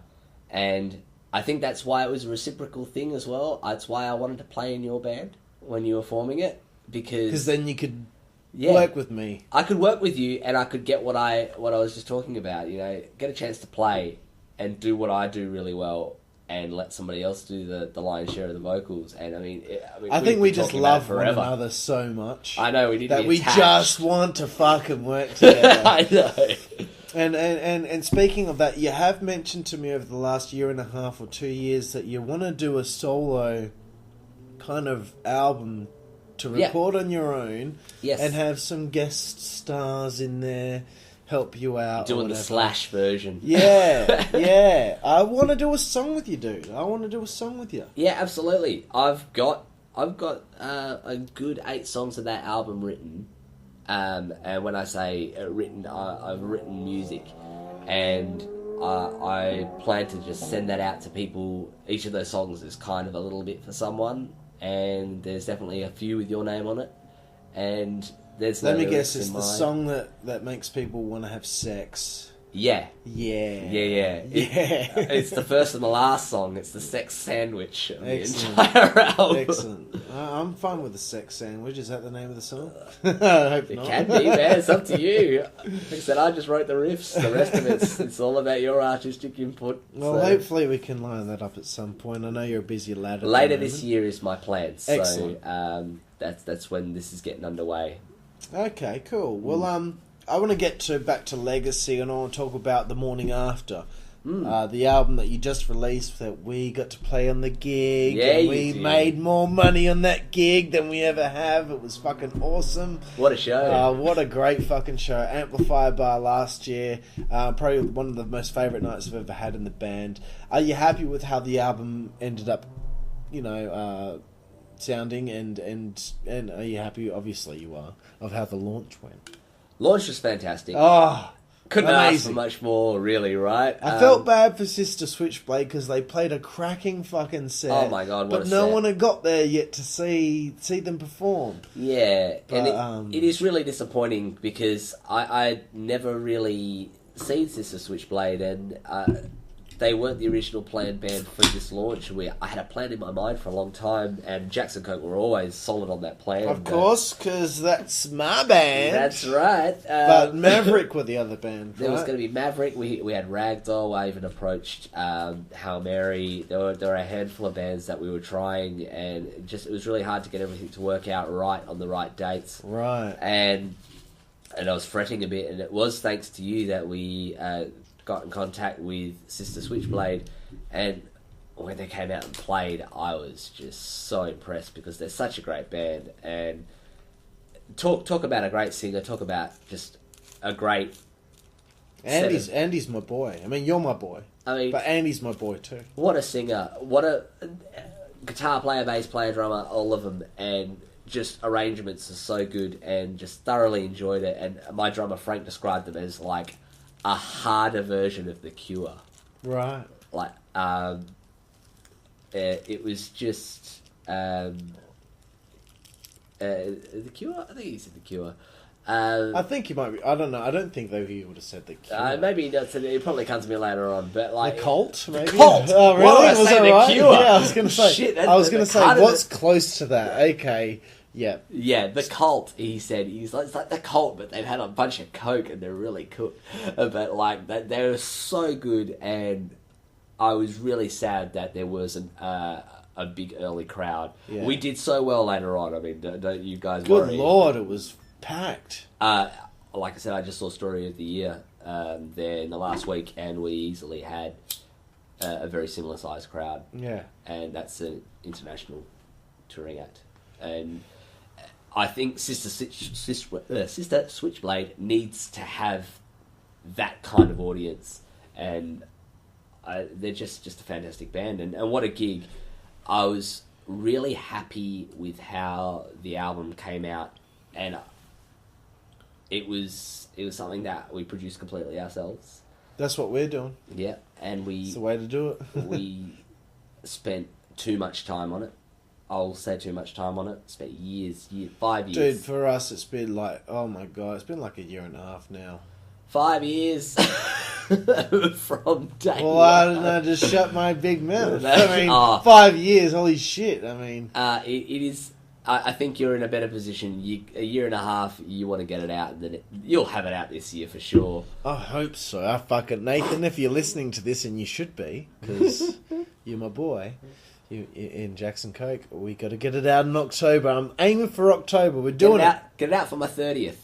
Yeah, in October. Yeah. Really happy with the way it came out. I mean, I listened to it and I listened to my favourite recordings, and there's a handful of reference tracks that I used as my comparisons, and I used Rat's Infestation as one benchmark. Oh, bro. I used 18 Visions. I used Taking Dawn's Time to Burn. These were all albums that when I listened to them, I'm pretty sure I got a tan just from being near the speakers, you know, and I was like, that's how it's going to sound. I don't know if I got it quite as close. I did the best I could. The only thing that would make me happier if I had it produced to that level. To get that, I think we'd have to spend more money, but next time around, I think we will. We'll do it all ourselves again, but I'll spend the money and have it mastered elsewhere. What does the morning after mean? I'm guessing it's the morning after a big fucking night. It carries on from the previous album. So our first album in Legacy of Supremacy was called Midnight Till Dawn. Right. And the second album Sorry, is I didn't The even Morning mention After. that earlier. Yeah, so the Midnight Till Dawn era was... So we had Hazel Black and White, we talked about that. Yes. And just after Hazel Black and White, we had the Midnight Till Dawn era, which was the Trev, Dan Jansen, and Alex Giles. And that was everything.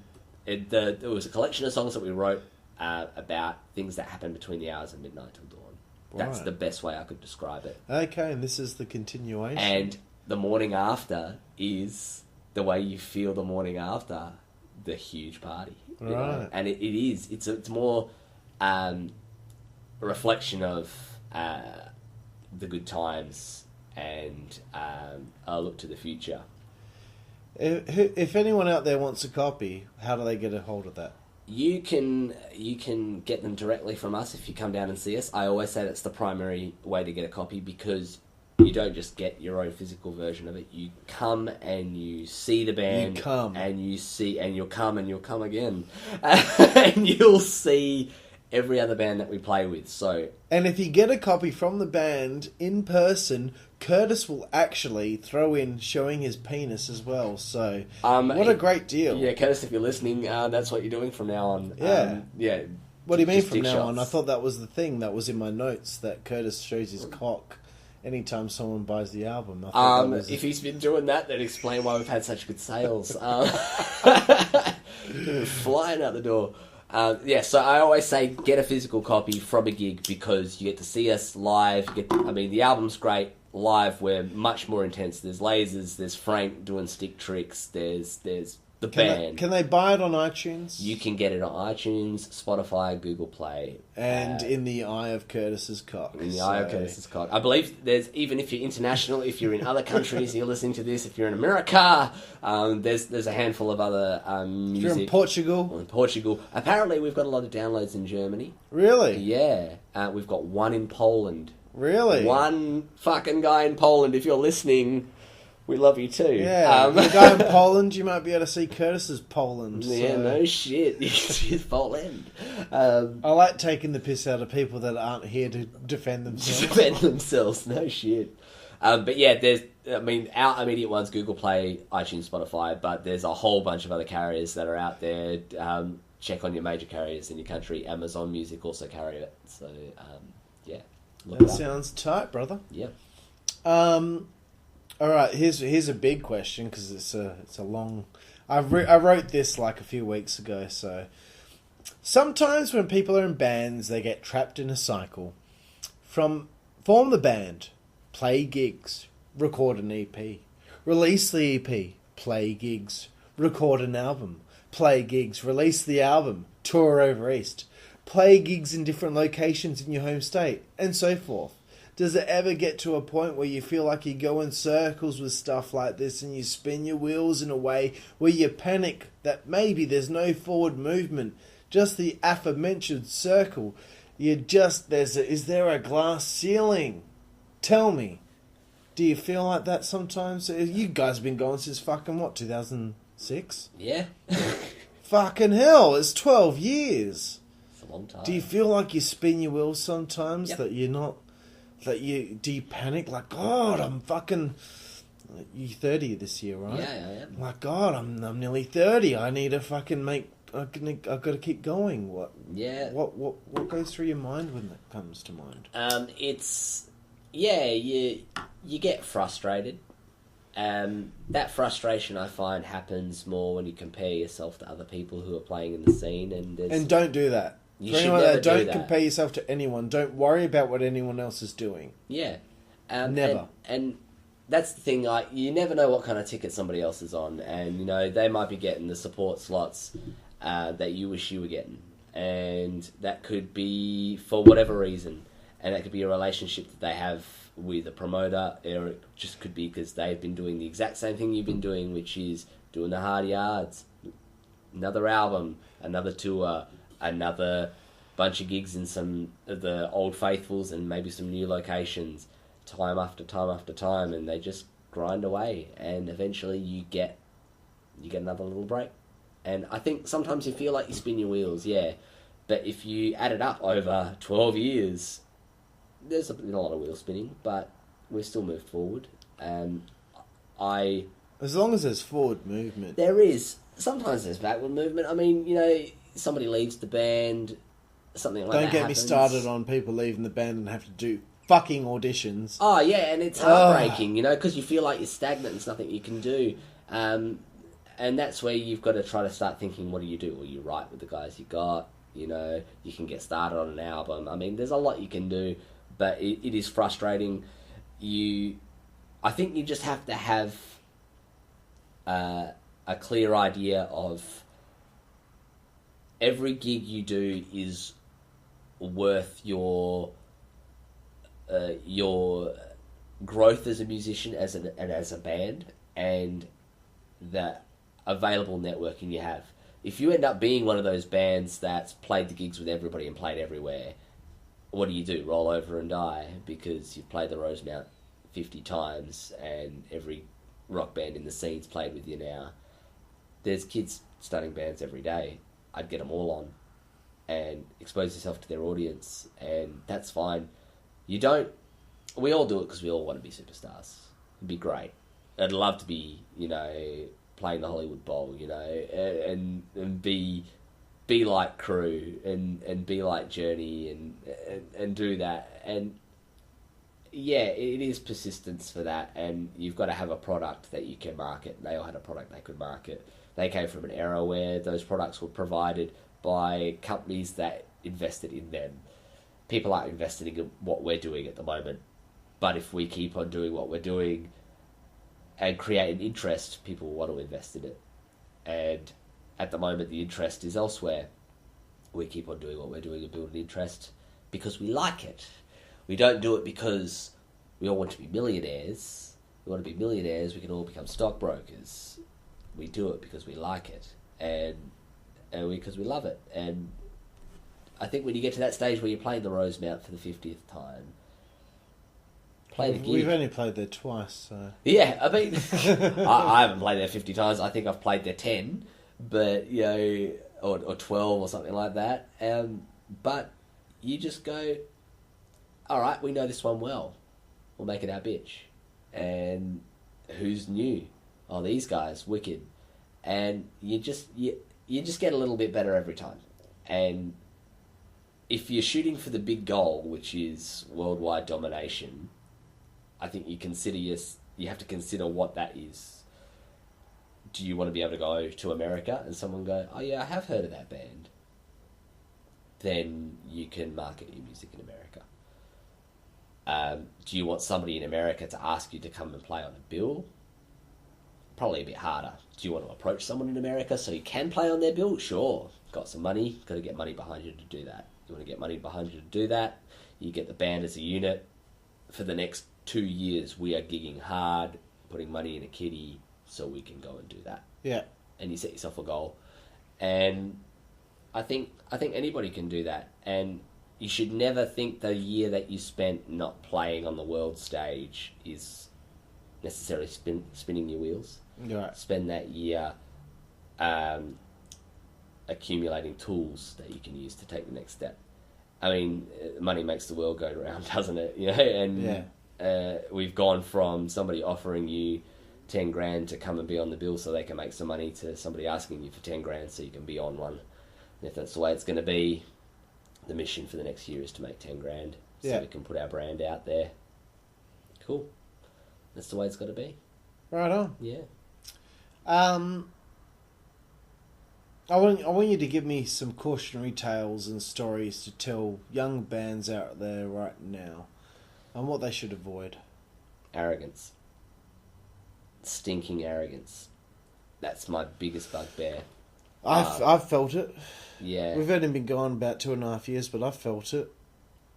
I won't use any names from any bands. We don't need that. No, but what I will say is I've been a great supporter of friends and people who I know who are good musicians getting into bands and getting them off the ground and saying you need to, encouraging them and supporting them and getting them on gigs with us, and they get 5 gigs in hand and the next thing they think they should be opening for Carnival or whatever, because they've done 5 gigs now and they're pretty sure that they're the king shit in this very little town that we live in, please avoid that.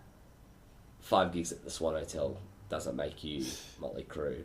It does make you experienced. It makes you Motley Poo. It makes you Motley Poo. Every gig is worth 10 jams at rehearsal for sure, because you put your gear to the test, you put your stamina to the test, because you put out more than double than what you would in the rehearsal room.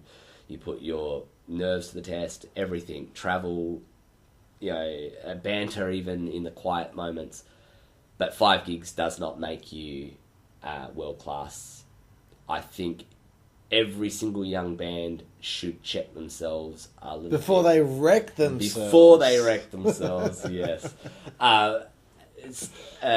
Sit down and be fucking humble a little bit, it's great and it's hard. I understand it, because I felt that. You get 5 gigs in and you've played to all your best mates and you've had some big shows and the adrenaline's pumping and you really feel like you're taking off. And then you do the most of your growing in those first year, a year and a half, and you feel wicked. You should just make sure that you don't start going to people who have been well established and go, well, mate, you can open for us. No. I don't think that's the way it works. I was second on, our band was second on for a festival of amazing bands, some that came from over east at Badlands earlier. Stormrider, what a great gig. When we sold out, what a great gig we did at Amps. We were just talking about that, how many people we had in there, and what a show that was. That we had more people at that show than there were for the main acts at Stormrider. But we still played at 4 o'clock in the afternoon. Or 5 o'clock in the afternoon, sorry. But we didn't get upset about it, and we didn't get arrogant about it, and didn't get aggro and saying, we should be on at 9 o'clock, 10 o'clock, because we're fucking Legacy of Supremacy, don't you know who we are? No, he doesn't know who we are, and he doesn't really care, and that's fair. That is fair. And you should let your music do the talking. If you're a great band... I don't care where we play. Yeah. Doesn't matter. Whoever's there is going to be like, oh, okay, cool. Yeah. They're good. And that's what we did. We went and played. We said, yeah, we'll play. Where can we play? Where would you put us? There? Okay, cool. How long we got to play? 20 minutes. We got a 20-minute set. We played 4 songs. And you know what? Wow, 20 minutes. It was the Good best Lord. 4 songs we smashed, and you should have seen the faces. And they were like... Let me guess, you played Lucid?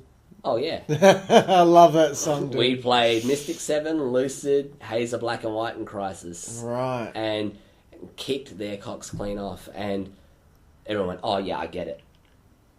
And a lot of positive compliments. And we did that gig for the...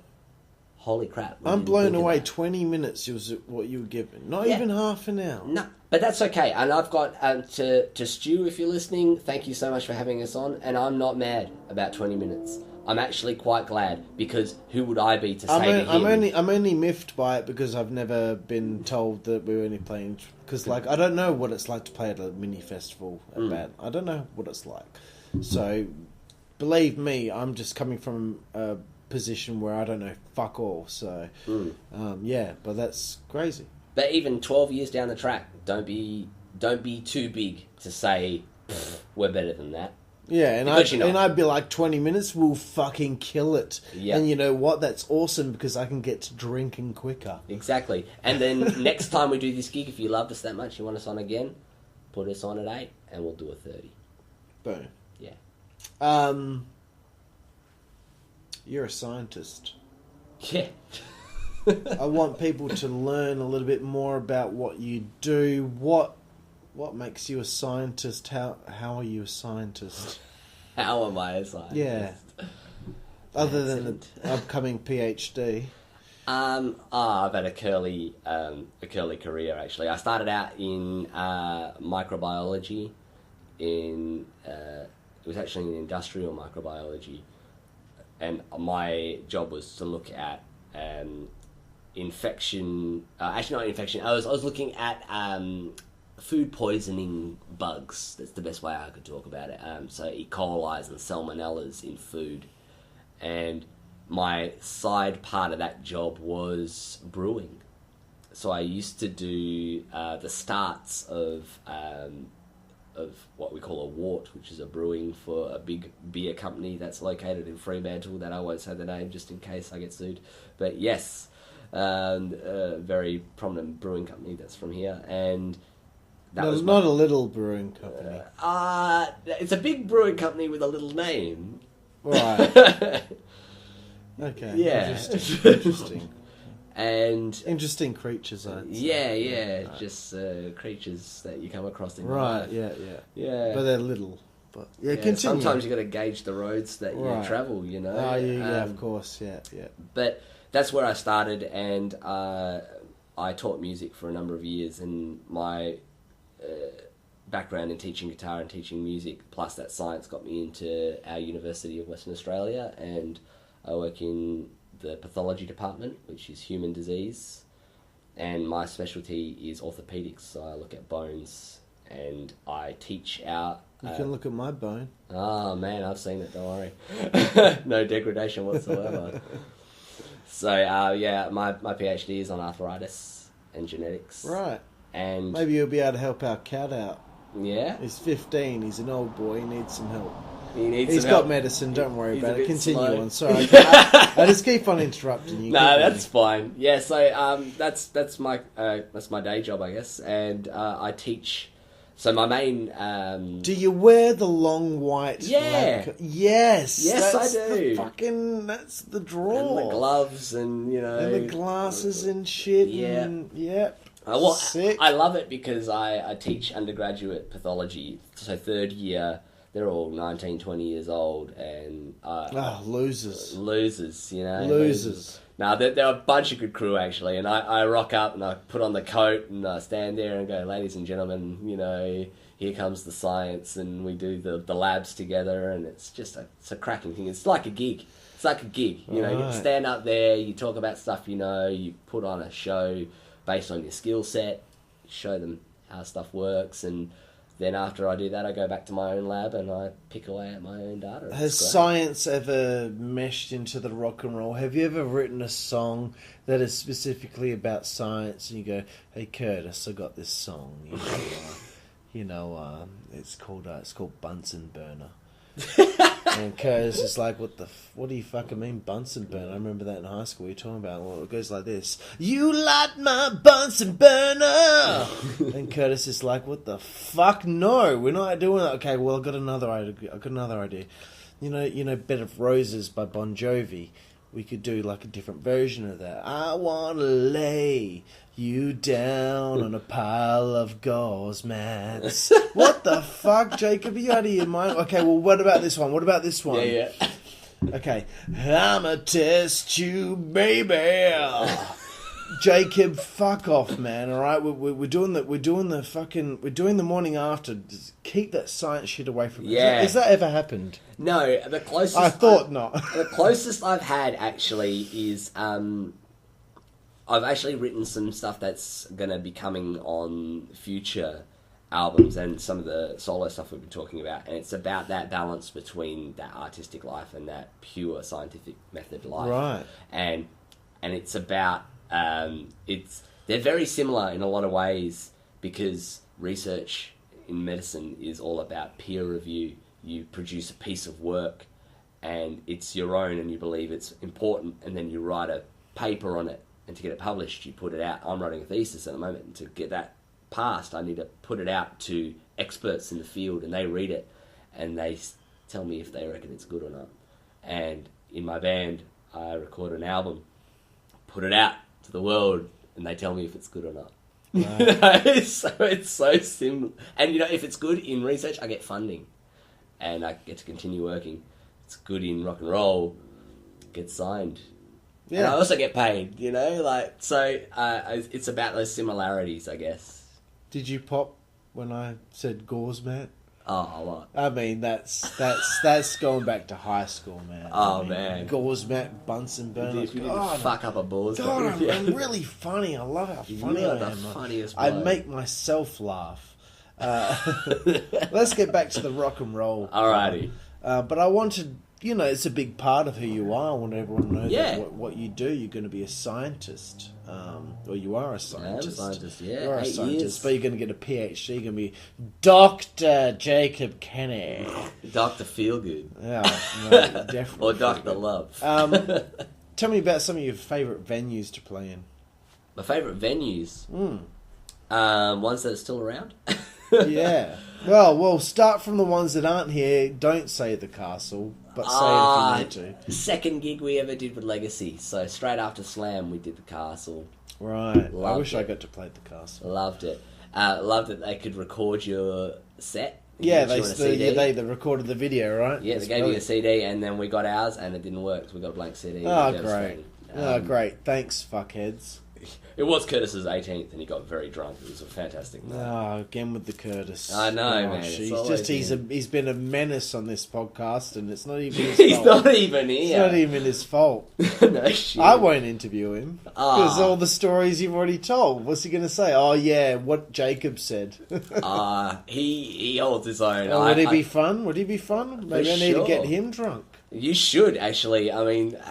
when we were in Sydney, he got very, very drunk, and I decided to call it and go to bed. By the time I woke up, the boys were bringing him in. Are you sure you won't be jealous that I'm spending time with Curtis and not you? That's fine. You've got to merge the relationship appropriately, man. I get a little bit, he gets a little bit. We all get it together. Yeah, well, maybe I'm trying to make you jealous. I want you to want my attention. Don't send me the Snapchats, otherwise I will get jealous. You want to push my buttons. So favourite venues. I really love Amps because of the kind of crowds that you can get there. And... I do too, because of the pay you could get. Oh yeah, and I really loved that Ian, who was until recently the resident sound guy there, pulled a great sound in that room because he really knew that room. He'd been there for so long. If he's listening, I hope everybody else who's played there gets on board and says what a fucking travesty that he's not mixing sound there anymore. Ian, you should be there. Saw Story of the Year there. They sounded good. If you were there, they would have sounded even better. Love you, Ian. Love you, Ian. I don't know you, but I love you. Great bloke. So Amps is good. Always dug that. I do enjoy the basso. Right. Yeah, I like it. Isn't that lucky? I reckon. And that's why the boys went, oh, where's this gig going to be? I said, the basso. And they just went, done. It's intimate. It's great. Oh, really? Once they heard the venue, shouldn't they have heard Jackson going and be like, in? Well, I mean, all their dicks were out at the moment they heard Jackson Koke. Well, that's and then right. when they found and then out... it went bing. Yeah, the bonus happened after that. The bonus happened. Excellent. The Basso's a great venue. That's a lot of fun. Back in the day, we used to do the Hyde Park. And it was after the reno when they reopened it, and it was a bit trendy. We did our EP launch for Firefight at the Hyde Park. That was a bucket load of fun. And we really loved the Hyde Park, and unfortunately they don't do bands there anymore. That's a shame. It is a shame. I mean, yeah, they're probably the same. I loved the old Rosie. The new Rosemount looks good. I haven't had a chance to play on the new big stage I yet. have. The big stage? Yeah. Yeah, was it really good? It's fantastic. Very fun. I saw it's just Arch so Enemy there. big and just so much space to work with. We were lucky. We opened. And not having the island bar as well is really good. I think it's better having the bar on the side there as opposed to the one in the middle. It's very jarring for just for me. Yeah. But we got to play there on a Thursday night once, and we played to the bartender and the sound guy. And we did an acoustic set, which was like our, I don't know, 5th or 6th gig. But at least I got to play in that original stage because that's the first gig I ever went to, was at the Rosemount seeing Mudhoney play live. Yeah. But we got to play on the big stage when we opened for the Midnight Mules there one night. So we actually got to. It's great. It's good fun. Yeah, the Rosie's great, and I'd love to be able to play there again. I mean, having only played at Badlands once, which was thanks to Stuart Stormrider, I mean, that was a cool gig. That was actually a really good sound on that stage. Sounded great out front. The place looks actually like hell. That's not me saying a figure of speech. Seriously, there's volcanoes and shit. It looks like hell. It's sick. It's a very cool venue. The former DeVille's pad, if you aren't aware of Badlands. Yeah, exactly. DeVille's pad, that's what it was. And they really just haven't changed the decor, and I love that. I love DeVille's, man. Oh, yeah. I used to get laid so much. Honestly. Anyway, look. You were the guy in the red paint with the devil horns, weren't you? Ah, well, I was at the end of the night, that's for sure. Look, we're wrapping it up very soon. Yeah. We've got a few more questions here. Tough one. What do you think Legacy as a live act offers that not many others do? Sell the cunts out there right now who are listening to this, and I'm sorry if you didn't like the C word, I'm sorry, but sell the people out there right now who have never seen you live on why they need to see Legacy perform. Okay. So I'll sell it on... I'm going to sell it to the people who don't come and see original music, okay? Because... people who go to see original music already know what they want. They want to go see people who they know or bands that they've heard of that are coming up that are doing original music really cool. Come and see Legacy if you don't go and see original music on a regular basis. And it's because if you listen to the radio and you listen to Nicki Minaj and all the stuff and R&B Fridays... Actually, R&B Fridays is a good example. What do you love about that? It's the nostalgia. Every time you go to a party, every time you go to a wedding, and somebody puts on Living on a Prayer, and you get a little bit excited, and everybody starts jumping up and down and singing. Every time somebody puts on Don't Stop Believin', and everybody starts singing in the kitchen just because everybody knows the words to that song, that is why I say come and see Legacy. Because we write original music in that vein. If you don't leave a Legacy show with one of those tunes or one of those lines in your head, we haven't done a good job. If you don't leave going na na na na na na na na na na na na or whoa, kill the light, we've done a bad job. And that's the sole reason. You're not coming to see some dingy fucking underground, nobody knows who they are band is going to stare at their shoes, smash up their cheap gear, and then look moodily at each other to 10 people in the audience. You're going to see a show. We're going to put on some cool light shows. We're going to put on some lasers. We're going to dance around. We're going to have smiles on our faces. You're going to be able to read the name on the poster, which is kind of nice. Yeah. And we're going to play some songs that you can remember the lyrics to. They're easy to understand, and you're going to like them. They're going to make you feel good. Simplicity is good, dude. Yeah, I mean, we're good players. I mean, we're complicated in the ways that we need to be, but ultimately, I'm gonna go and ruin our reputation here. We write good pop songs. Dude, I want to be the rock and roll version of ABBA. Yeah, who doesn't? Fuck yeah. Who doesn't? How many songs of theirs are fucking awesome? Oh, God man. damn. Yeah. I want to, personally speaking from me, I want to be the band where you listen to us play live, and the second time the chorus plays, you sing along because you already know it. Yeah. You heard it once, and then you know the second time it comes through that you're going to know the words. You're going to do it. What I love Get about involved. Jackson Coke is that when I'm at work, if I'm walking around and I do get a Jackson Coke song stuck in my head, even if I don't know the lyrics and I just know the hook, that's all that matters. I've been walking up and down the hallways just going, "Elevator, na na na na na na, elevator," and that's... Even if you don't know the words to that next bit where you went, na na na na na na, you know what the melody is. Yeah. And that's all that matters. You know, like Paradise City, people know, take me down to Paradise City and won't you please take me home? Really. Yeah. The rest of it, everyone goes, nah, nah, nah, nah. Dude, the amount of gigs where I saw Slingshot play at the fucking Bar 120 and they would play Nirvana's fucking Smells Like Teen Spirit. No one would sing until it got to the chorus, was like, with the lights out, you know, they know that bit. Yeah. So they sing that bit, but no one... You know what? That's pop music, and I'm okay with that. Rock and roll was pop music in the 80s. And if you want to label us a throwback, well, then all we're doing is just making rock and roll accessible and popular again. Why does rock and roll have to be moody? Why does it have to be complicated and hard to understand and hard to remember? I mean, there's some great bands out there that fit those bills, but we're not one of them. And good on them. Good on them. They're great. They're inspiring me too. Don't worry. But Tool are a great band. Oh my God, but yeah, sure. I wouldn't want to be in a fucking cover band of Tool. It's so complicated. It would take fucking ages to get that down. Well, my thing in is, my opinion, sing me the chorus of Tool's #1 hit, and secondly, hum me the guitar solo. Everyone can hum me, you know, Sweet Child of Mine. Exactly. You know, and everyone can, you know, my favourite thing about Don't Stop Believing is the moment we get to Neil Sean's guitar solo, everybody in the room starts going, Neil, Neil, Neil, Yeah. Neil. That's what I want, and that's what Legacy is. Brilliant.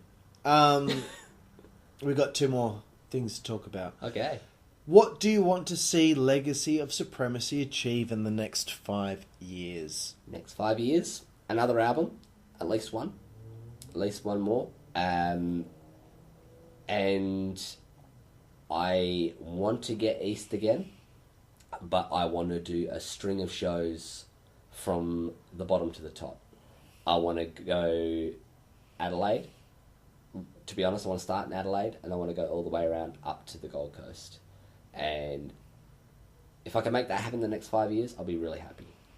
I want to record yet another album. I want to market that in the US like I did with the first one, and see if I can get some traction. We haven't had a lot of luck with this one so far, but we're still trying. Keep chipping away, man. Just keep chipping away. And yeah, ultimately that's really all I really want. And if we didn't play a gig in America or Europe in the next 5 years, I still wouldn't be upset. I'd still be happy. If we got that, I I'd be over the moon. think you can do it. I think we can do it. I think you can get in a festival somewhere. Sure.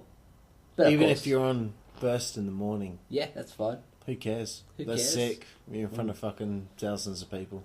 And I'd love to do an opener for an international act here.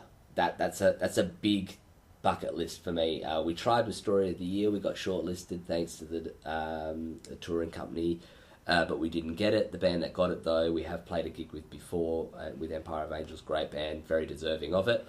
But we would love to be an opener for a band like that.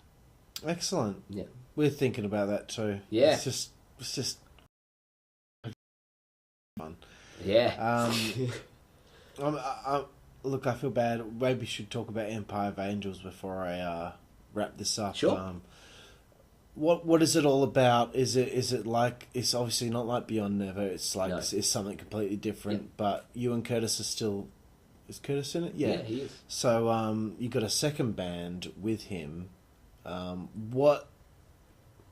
What's that like? You know, how do you go about that? Because I haven't heard much about it for a while. Empire of Angels kind of appeared very loudly, and then it kind of it felt like it just disappeared. It did quickly. disappear a bit, and that's nobody's fault. I mean, for those who don't know me, I put myself in hospital and had an ACL reconstruction about 2 years ago, and that was right as Empire of Angels were in the guts of doing their main stuff. And in that same period, the singer of that band had a child, the bass player of the band had a child, and the drummer of the band had a child.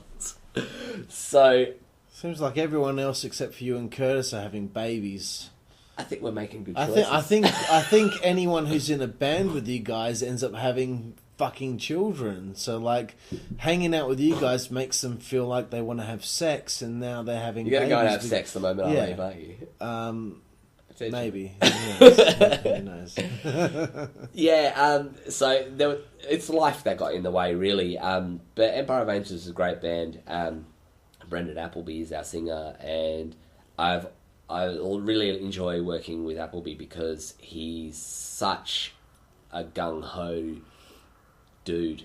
He loves the shit out of the music, and he's so passionate about it.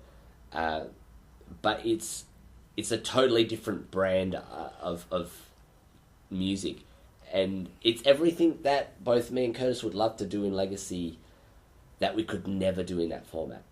Right. We're all big fans of the 80s rock thing, and that's something that we hold really close to our hearts, but we're big fans of the modern metal thing too, and bands like Periphery are really inspiring to us, and you know, there's a lot of stuff in there that is in our taste that we just could never do in Legacy. We could never do a prog rock album in Legacy. No. And I'm okay with that. But we can in Empire. So that's what it's for. It's about stretching that whole other muscle that we've been building up, those techniques. I mean, I don't even play the same guitar, you know, totally different amps, guitars, everything. I don't sing. I sing a little bit. In fact, I do like metalcore screamo vocals in that band. I'm not even a singer, really. I leave it all to Appleby. He's a brilliant singer. It's a totally different vibe. Understood. Yeah. And I'm not opposed to stretching muscle as well. Yeah. But in a different way, in a more gross way. In a more sexual way. Look, to end this off, Jacob, I want to talk about June 1st. Yeah! Bassendean Hotel, Friday night, Koke Fest. Yes. So, Jackson Koke, Legacy of Supremacy, Hail Mary, Sister Switchblade, and Jordan Messinio. 5 different acts. Jordan is going to be the acoustic act to be playing as people enter the venue. And then we're going to have our fucking rock and roll show. Koke Fest.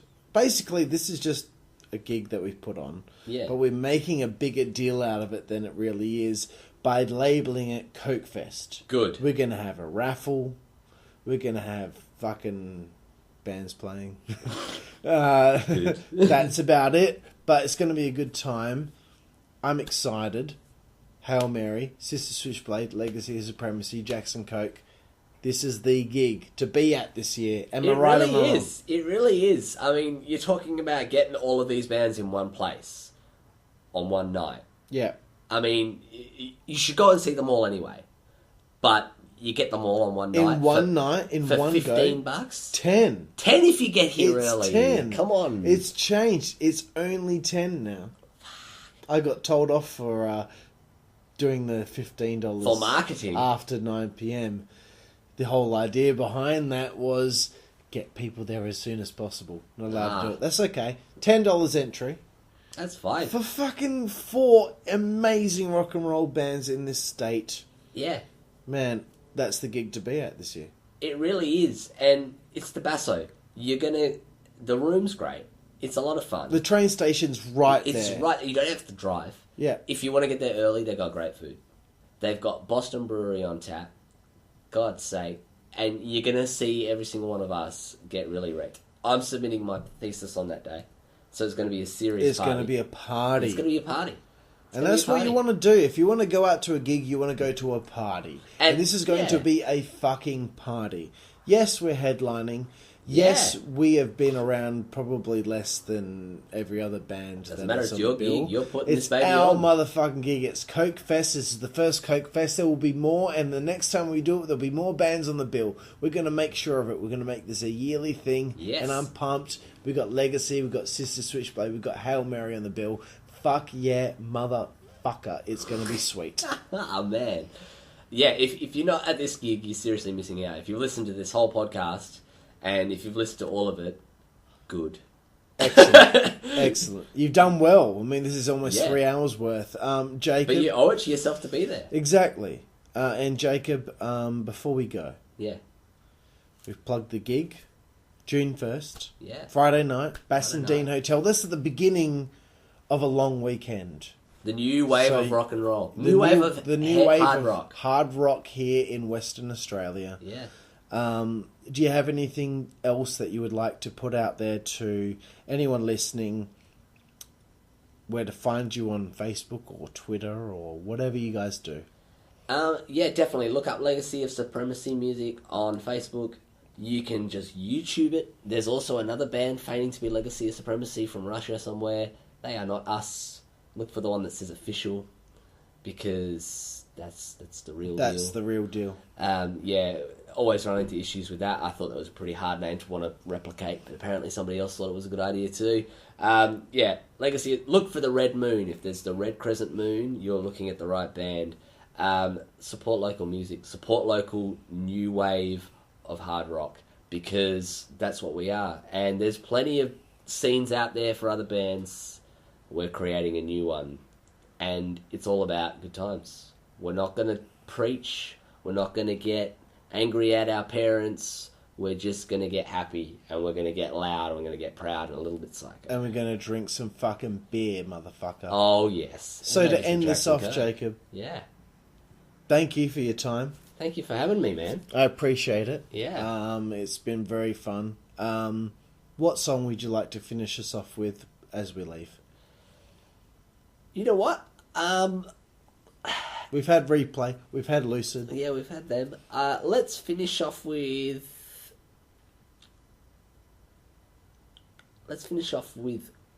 Crisis. Crisis. Yeah. Is that off the new album? It is off the new album. It is off The Morning After. The Morning After. You can find that on iTunes or at Curtis's Dick. Yeah. And we'll be playing that right now. So thank you, Jacob, for your time. Thank you, Karlifornia. No worries. And this was Hotel Karlifornia. And we appreciate you guys listening to this. If you got this far, you've done well. You might be worthy of getting a prize. Possibly a cash prize. I'm lying. But thank you for listening to Hotel Karlifornia. I'm Karlifornia Infirri. This is Jacob Kenny. Thank you so much. You're welcome. We'll tune in for the next one next time on Hotel Karlifornia. The song is Crisis.